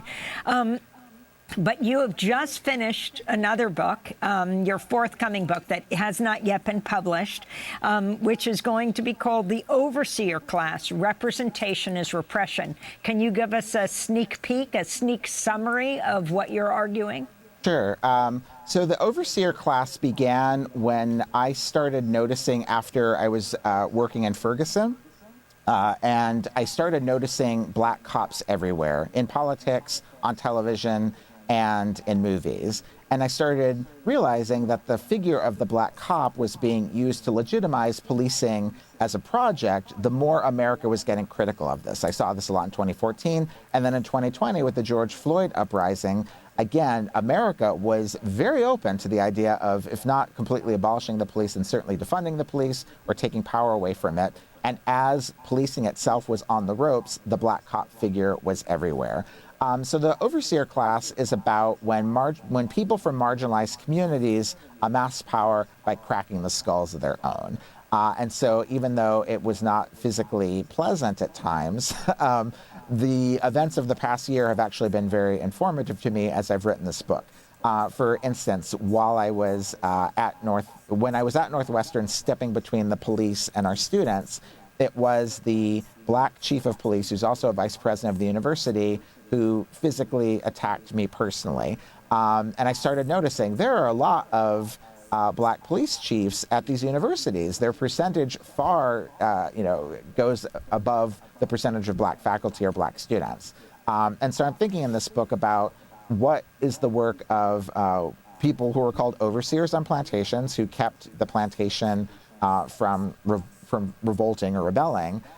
How is that a useful analogy to think about the role of black police officers, to think about people in government who really make their power from trying to keep their particular group down? How does this operate in higher education? How does this operate in kind of the media we see and the media we consume?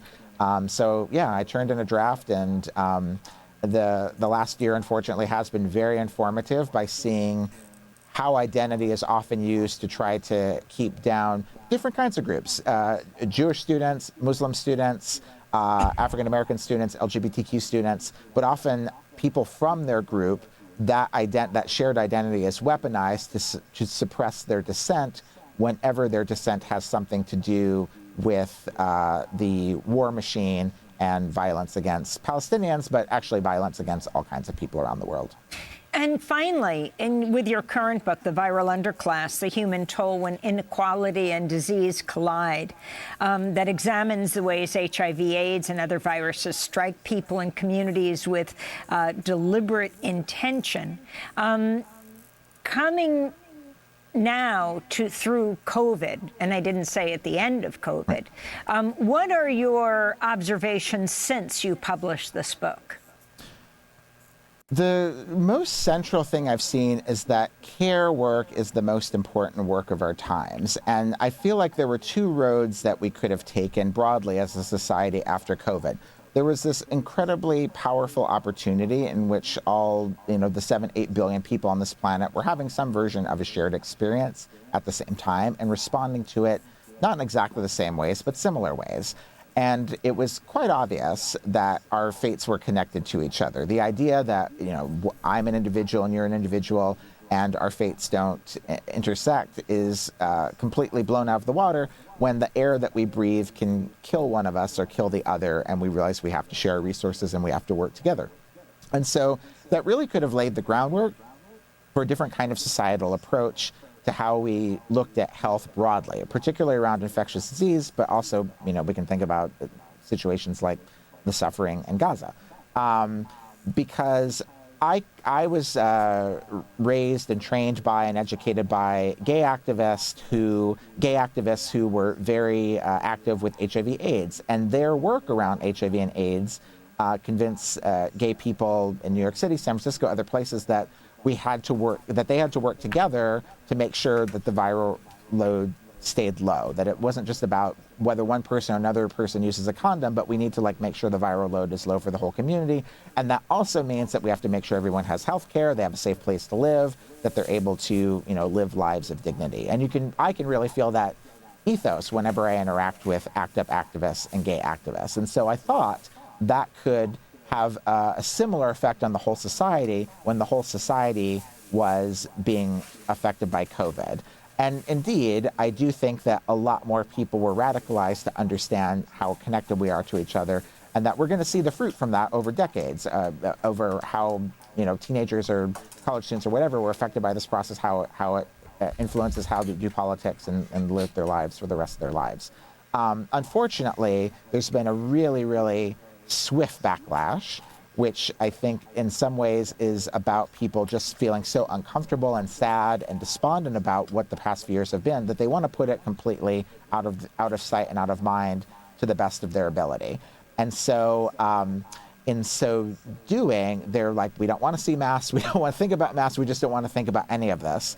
And that's having a bad effect on other things. It seems to be leading to lower rates of vaccination for various different kinds of things for children from their parents. It seems also to be making a lot of people just say, I don't want to think about that and I'm not going to deal with it at all. And that creates worse public health outcomes for people. So I didn't expect the denial to be as swift. As I said, like having been brought up by ACT UP activists, I thought that this is going to really inspire people. And instead, there's a lot of discomfort of now I don't want to think about any public health stuff. Everyone is an individual, and I don't want to be responsible for anyone else, so I'm just going to make my own decisions.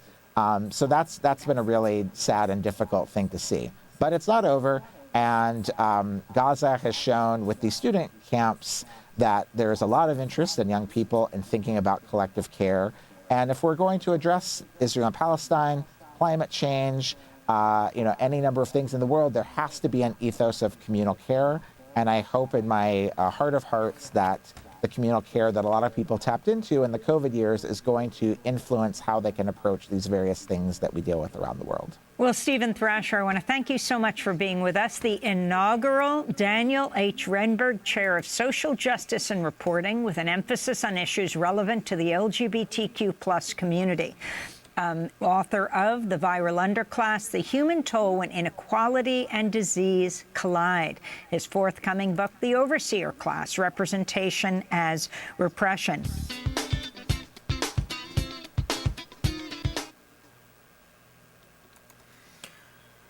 Okay, so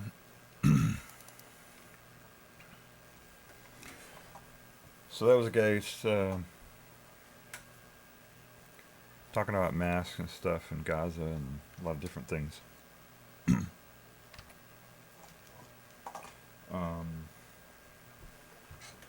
Yeah, that was good. That what's her name? Amy? Is that her name? The woman there.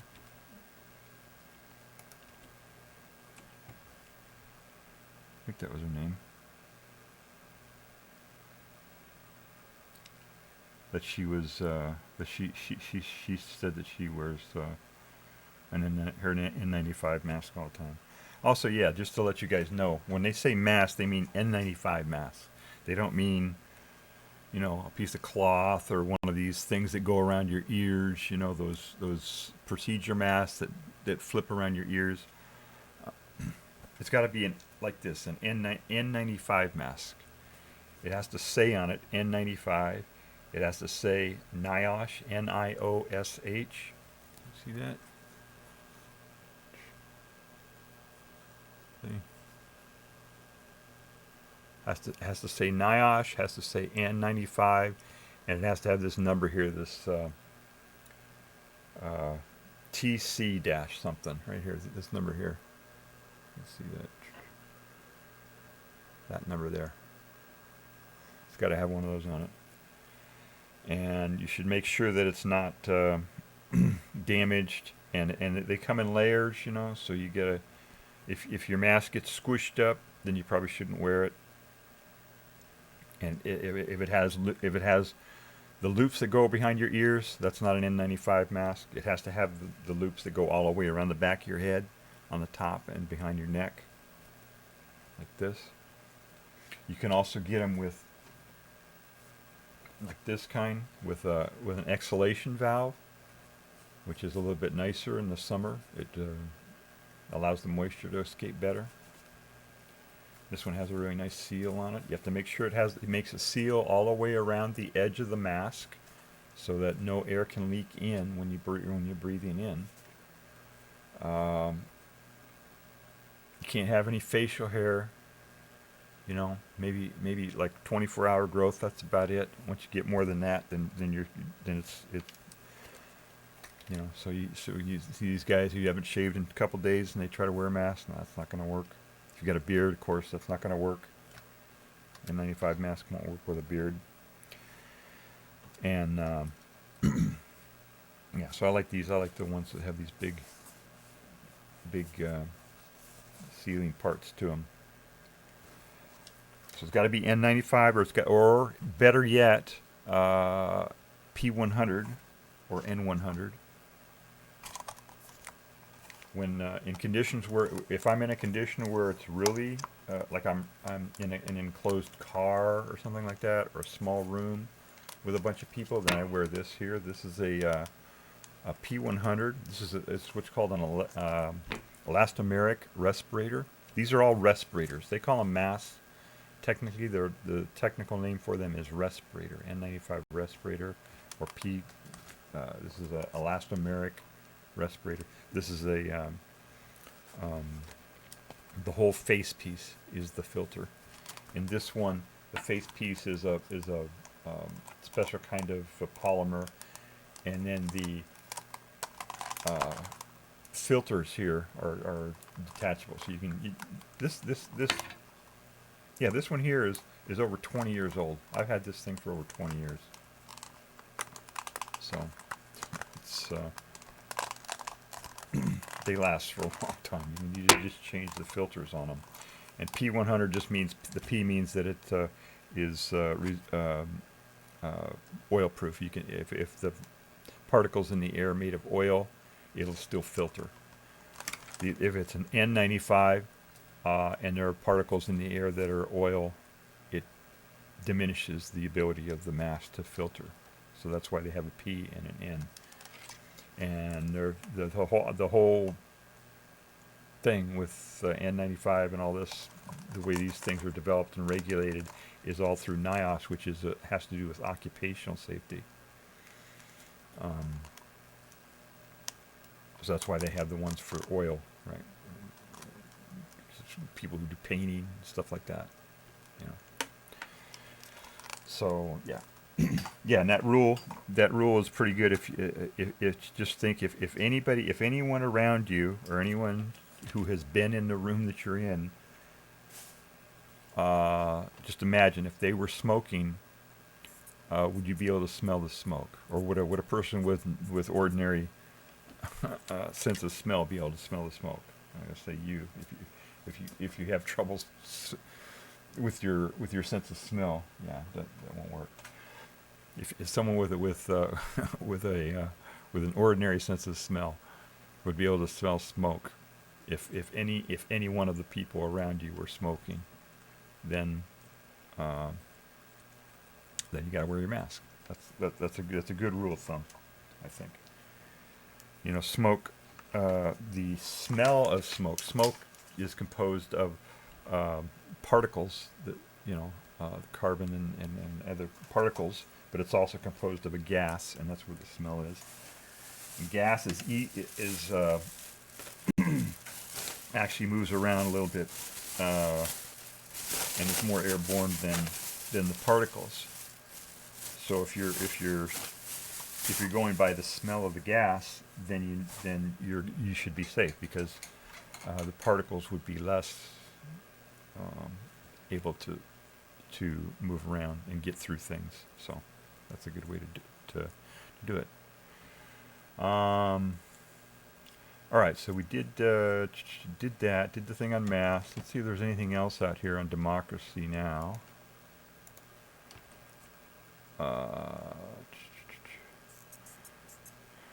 How U.S. college administrators are dreaming up ways to squash Gaza protests. This is, it's like the world is totally turned upside down here. It's just so bizarre. I don't think this guy, I don't know if he understands or not, but the reason why there is a some people who are anti-mask and who are doing extraordinary things to try to get people to not wear masks is because the people who are in public health and who run health-related companies and drug companies, pharmaceutical companies, all of that industry, want to make more people sick. They want to make more Americans sick. And I'm not going to get into why, I don't know why they want to do that. I'm not going to say why they want to do that, but it's very clear that they do. It could be that they just hate Americans, or they hate people generally, or they think that if more people get sick, they'll make more money. I don't know. But unfortunately, those people also have ready access to the latest data about how the brain works and how different parts of the brain react to certain things, and how people make decisions based on the neurology of the brain. And they have put that knowledge to work to convince people to do things that put them in danger and make them put themselves in situations that will make them more likely to get sick. That's the way it is.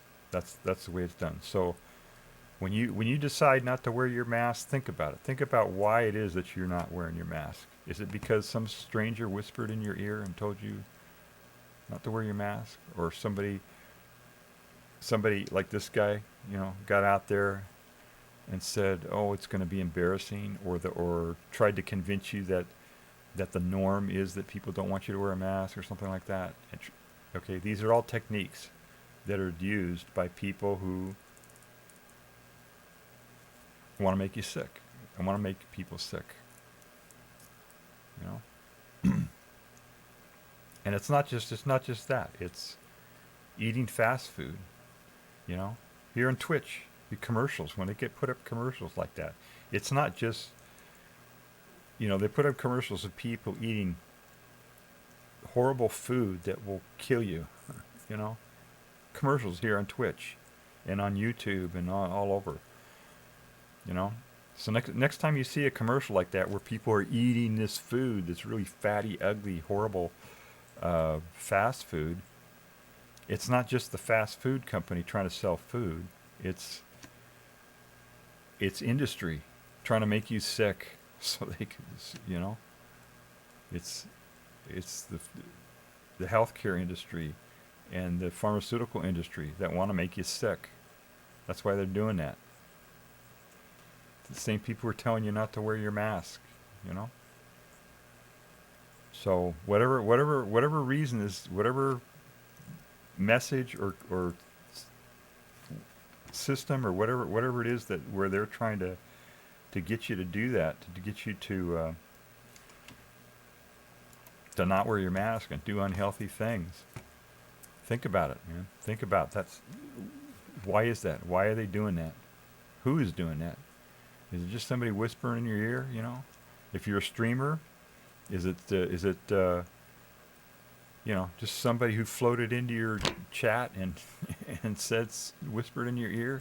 Some stranger whispered in your ear, telling you that there's something wrong with wearing a mask or whatever, or there's something wrong with being healthy.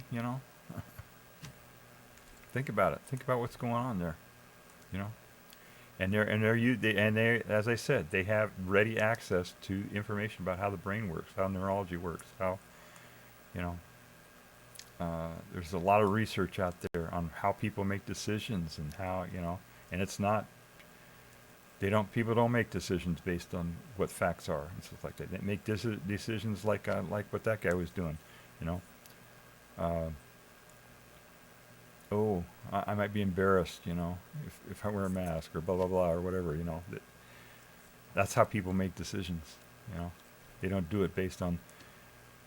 When I was young, when I was really young, okay, They didn't. Seatbelts weren't a thing. Seatbelts were an option in cars. People didn't. Most people, vast majority of people did not wear seatbelts. Just a few people wore. Maybe 10% of the population wore seatbelts. 80% of the population smoked. And there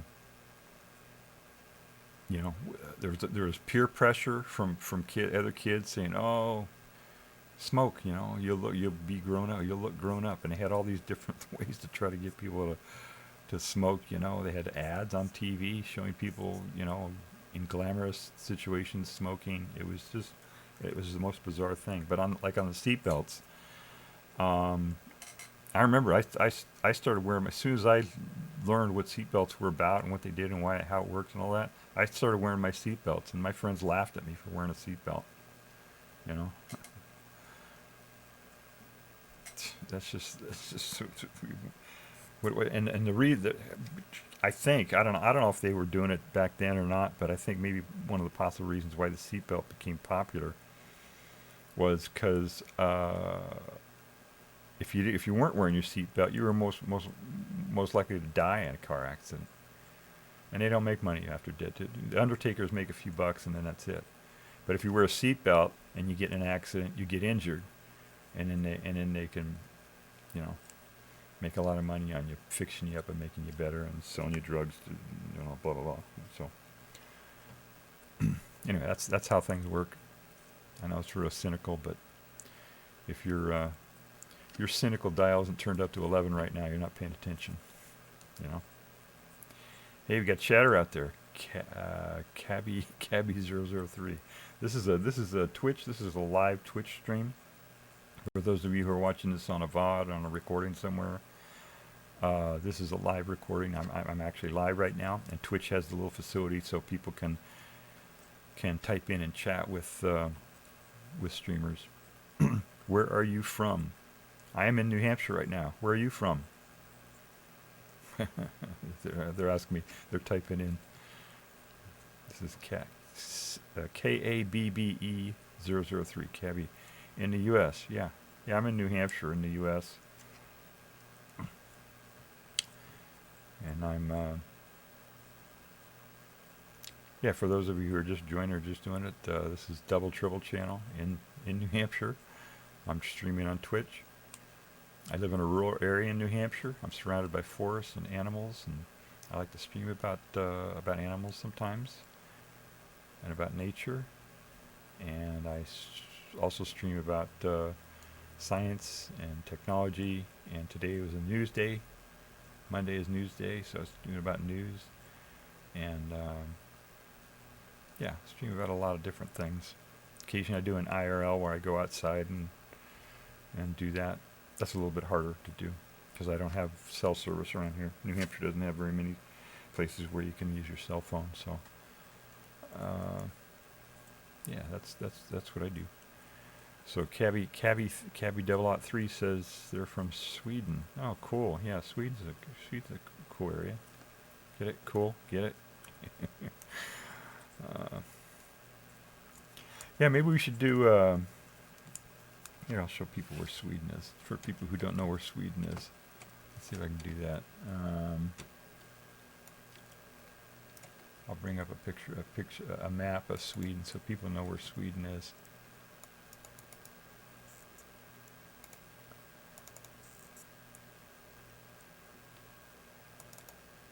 All right. I think I can do this. Let me see here. It's going to take a second. Oh, wait. I got to do this way. Let's see. Whoops. Okay.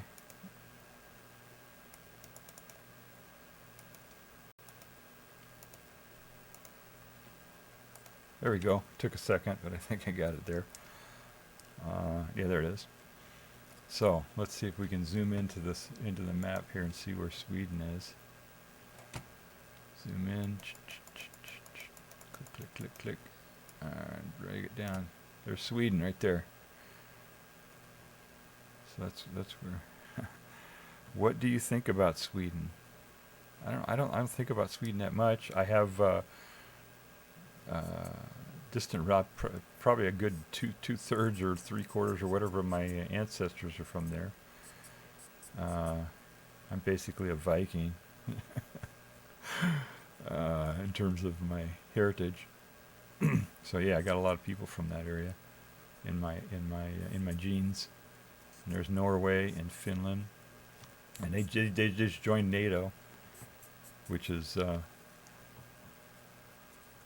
cool too. Also, yeah, Russia. Just to give you a little background, with Russia. This is Russia, this big country here, and they're kind of bullies, and they picked on Ukraine here, this little country, and Ukraine is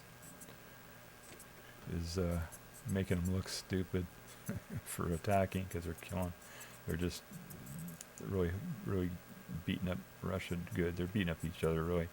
And then when Russia did that, when Russia invaded here, Finland and Sweden and what was the other country? I forget the other country. There are three of them that said, "Whoa, we better join NATO," because Russia's acting crazy. So yeah, they joined NATO. Yeah, I'm really happy about that. Yeah. So now if Russia attacks you guys, the rest of NATO will come to your rescue. The Article 5 provision of NATO. So that's good. Yeah. So that was really stupid. That was a really dumb thing for Putin to do, was to attack Ukraine. That just messed him up. It had made more NATO members.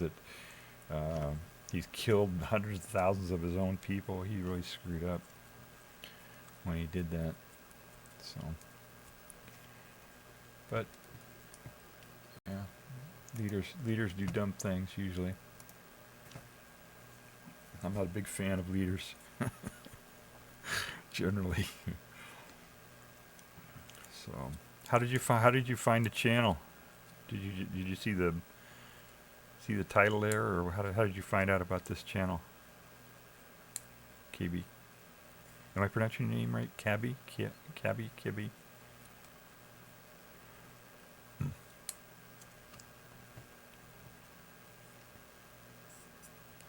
Maybe we should play the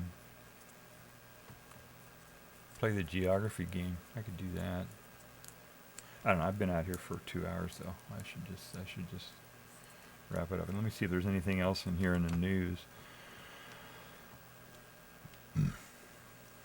Dire aid workers vaccinate Gaza children during pauses. Okay. Just browsed Twitch and clicked around and found your stream. Oh, cool. Yeah. Yeah, I'm in just chatting right now. So you were probably going through not many old people on here. Oh yeah, I'm an old person. Yeah. Yeah, when I first started, I've only been streaming for about 6 weeks or something like that, 6-7 weeks or something. And when I was first deciding to stream, I was thinking about being a VTuber just for that reason, you know, because you know it's going to be harder for me, you know, because of this, you know. But I decided, I just do it, and I'm doing the whole. I just leaned into it, you know. I got the rocking chair here, you know, the whole thing. So I'm kind of making a thing out of it, you know. But old people know stuff. So let me see if there are any more. I don't think there are any more stories. They kind of focus mostly on Gaza, on all this stuff. Haiti. Let me see what the latest is in Haiti. I've heard about what's going on there. Haiti, okay, this is September 6th. Haiti expands state of emergency nationwide as Blinken visits Port-au-Prince. Oh, that's good that Blinken went to Haiti. Let's see what that's about. Let's see here. Oh, wait, I gotta do this. I gotta change this around. There we go. All right. So it says Haiti expands state of emergency nationwide as Blinken visits Port-au-Prince. Port-au-Prince is in Haiti, of course. So that's cool that that Blinken is going to Haiti. Haiti has been having problems, like a civil, kind of a civil war. Okay, we'll catch you later, man. Hit the follow button, because I come on periodically. I talk about a lot of different, not just this stuff, but I do science, I do IRL, I do animals, I do a lot of different stuff. So if you hit the follow button, then you get notified next time I'm on, if you want to. All right, thank you. Catch you later. So it's Haiti expands state emergency nationwide as Blinken visits Port-au-Prince. The authority. Okay, that's just a thing here. Let's see. Okay, yeah, they do short little articles here on Democracy Now! For some reason. Authorities in Haiti have expanded a state of emergency to the entire nation amid worsening gang violence. On Wednesday, acting Prime Minister Gary Conille said he distributed weapons to the Haitian army. What, they didn't have weapons already? Oh, what? That's kind of weird. And the national police in order to retake territory controlled by gangs. The order came a day before U.S. Secretary of State Anthony Blinken's arrival in Haiti. On Thursday, Blinken met with Conille, where he praised the Kenyan-led international security mission. Yeah, Kenya is kind of taking the lead on this thing in Haiti, and urged Haitian officials to prepare for Haiti's first national election since 2016. That's a long time. Why are they going 8 years without an election? That's kind of weird. Many Haitians have opposed the U.S.-backed mission, as past international interventions have contributed to political destabilization and humanitarian crisis in Haiti. All right, so then they got a quote. They always put a quote. Theodore Huggins. Theodore Huggins. Who is that? They don't identify who that is. Blinken is in the country to manage his interests and the interests of the United States, obviously, because the weapons with which the gangs operate come from the United States. He's not going to do anything for us. His visit is a joke. Okay, so I don't know who that is.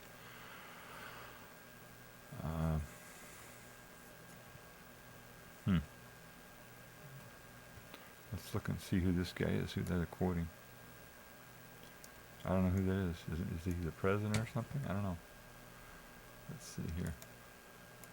I'll look this up on Wikipedia.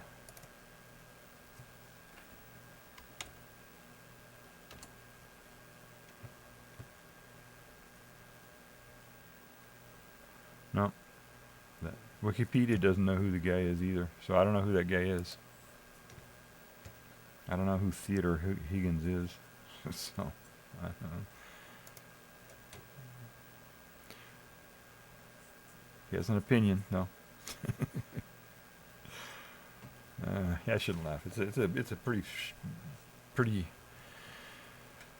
It is a dire situation, and they're characterizing it as gangs. I don't know if it's gangs, if it's just, or if there's, the citizens are against the government, if it's a civil war type of thing, or what exactly. They're characterizing it as gangs, and I don't know what that means. Why are there gangs? How did that happen,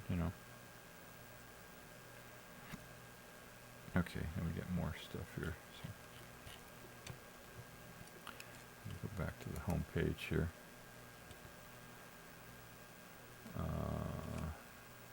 Haiti, that was just that's all they had in there, I guess. Wait, I went to the Haiti page and then they were talking about something else. Haiti, oh, here we go, okay.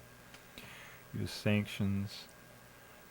Okay, this is about a few weeks ago. U.S. sanctions ex-Haitian president Michael Martelly for drug trafficking, money laundering. Okay, well there's a clue, huh? About what's going on.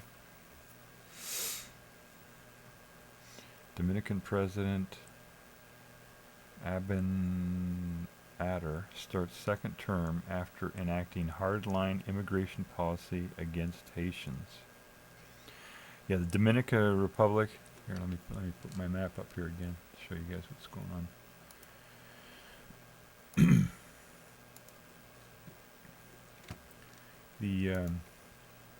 That's over here.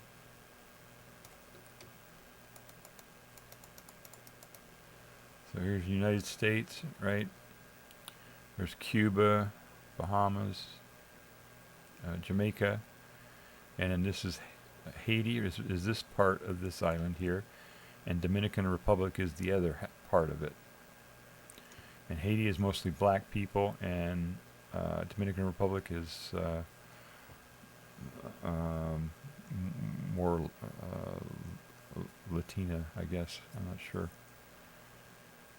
But anyway, with all this stuff that's happening over here in Haiti, all the bad things that are happening, a lot of Haitian people want to get out, right? They don't want to be there. They don't want to get killed. They don't want all this bad stuff to happen to them.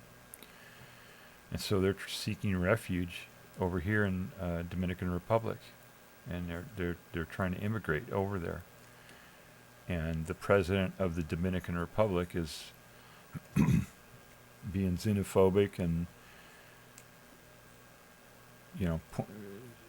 pointing the finger at the Haitian people, saying, "Oh, all our problems are their fault," just like the politicians here in the U.S. do. Politicians do that everywhere, right? So they're saying, don't let these people in because they're the bad ones, right? That's what this president of Dominican Republic is saying. So there you go, President Abinader, that guy.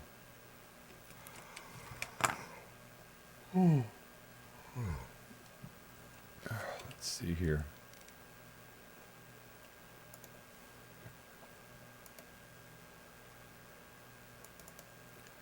All right. So he starts his second term. Hardline immigration policy against Haitians. So that's what he's doing. 400 Haitian police arrived. Okay, this is going back. This is back in June. It says 400 Kenyan police arrive in Haiti as first deployment of U.S.-backed mission. I thought it was Kenya. Well, maybe the U.S. is funding it or something. I don't know. Kenya prepares to deploy 400 troops to Haiti. So yeah. Oh, let me show you where Kenya is, so you know where that is.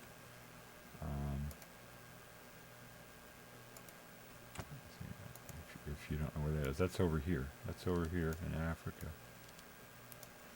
This is Kenya, right here. So it's one of the more developed countries in Africa. Kenya and Tanzania are both more developed. In Egypt, Morocco, some South Africa. There's certain countries that are more developed. So Kenya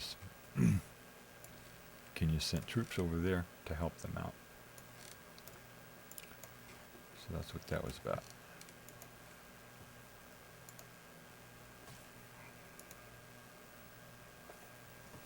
Biden welcomes President William. Okay, this is May.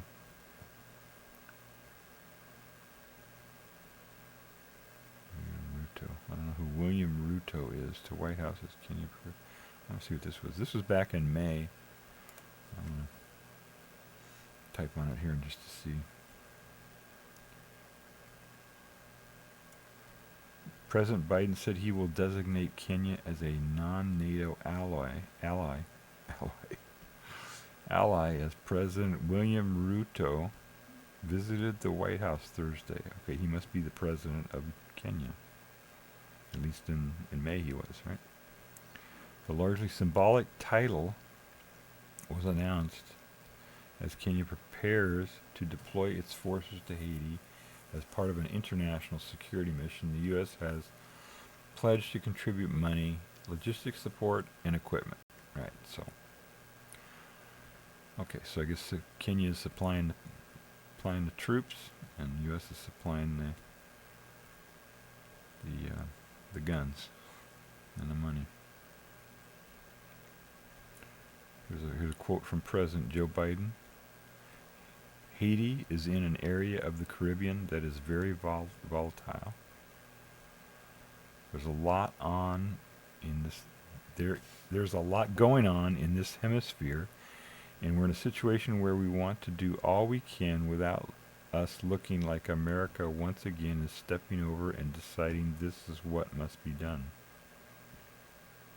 Okay.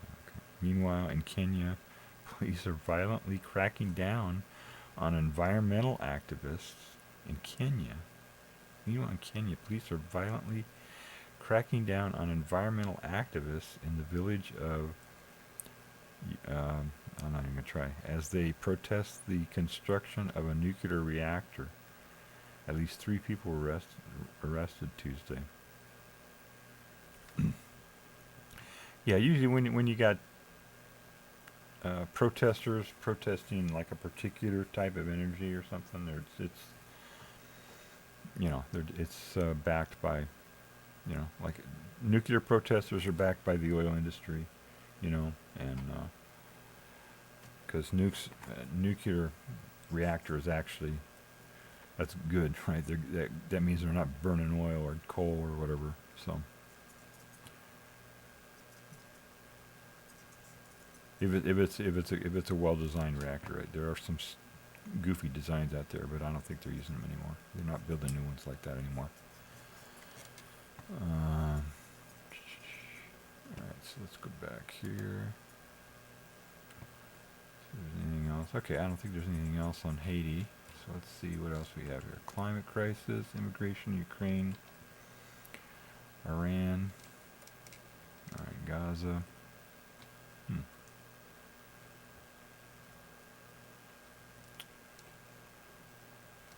Covered the pandemic.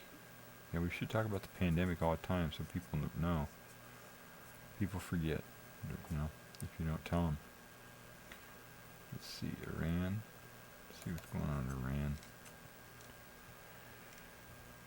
August 29th, U.S. rejects resumption of nuclear talks after overture by Iran. Yeah. So what? We're just gonna. So I guess they develop their nukes then, huh? Let's see. Middle East braces as Iran and Hezbollah vow retaliation for Israeli assassinations. Okay, that was back a while ago. All right. Let's see what else is new here. Don't care about that. Climate crisis. Anything new there?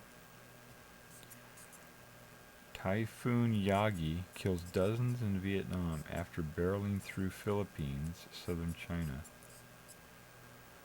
Okay. Typhoon. 50 climate activists arrested at Citibank headquarters demanding fossil fuel divestment.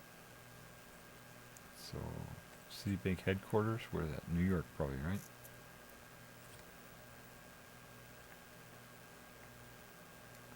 Phoenix records 100th day over 100 degrees as heat wave bakes southwestern U.S. Wow. And we got down to it got down to freezing the other day here. It touched 0 here.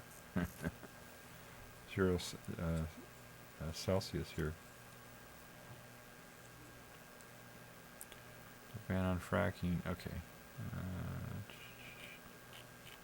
So those are the ones we've done. Gaza. All right.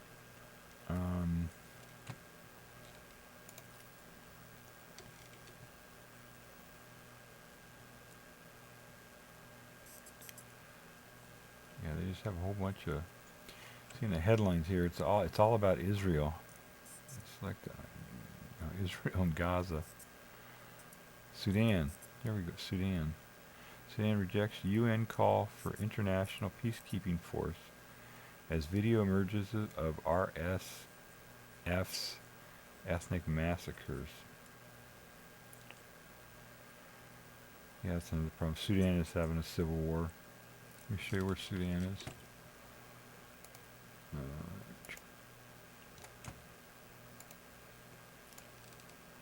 This is Sudan right here. See that? That's Sudan. So this is Egypt, Sudan, South Sudan, Eritrea, Ethiopia, Somalia. This is the Arab Peninsula, so that's Saudi Arabia. So a lot of oil here. That's what's going on there. The reason they're fighting is somebody wants them to fight for some reason. Probably to keep their oil off the market or to do something. Whoops.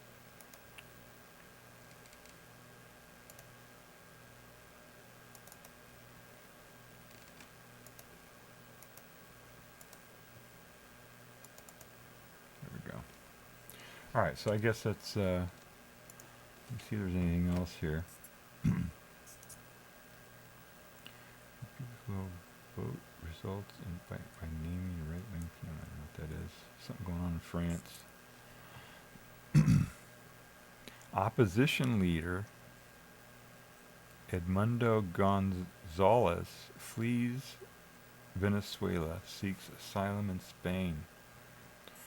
So yeah, they don't have democracy in Venezuela either. We don't have it here in the United States. They don't have it in Venezuela anymore. We don't have it. You know, a lot of places are losing democracy, but then some places are gaining democracy. So but here in the United States, we lost our democracy, unfortunately. So we need to have a revolution here to get it back. Let's see, Boeing reaches tentative deal with 30,000 unionized workers in hopes of averting possible strike. What if I wasn't Tyreek Hill? Miami police detain handcuffed football stars before NFL game. Israel hinders polio vaccines. Yeah, so it's like more than half of these articles here about Israel. That's kind of weird. Georgia authorities charge father. Okay. All right. I don't think there's anything else going on here. All right, appreciate you watching. If you're on the VOD or anywhere else, you can hit the follow button, follow the channel, and then you'll get notified when I do another stream. And I don't just do news and this kind of stuff. I do science and technology mostly, and talk about animals sometimes, and do IRL, and civics, and movie streams. We do movie night. I do movie reviews, so a lot of different stuff we do here. All right, appreciate you coming, and don't forget to wear your N95 mask and wear your seatbelt. Don't be stupid. All right, everybody, take care. Bye.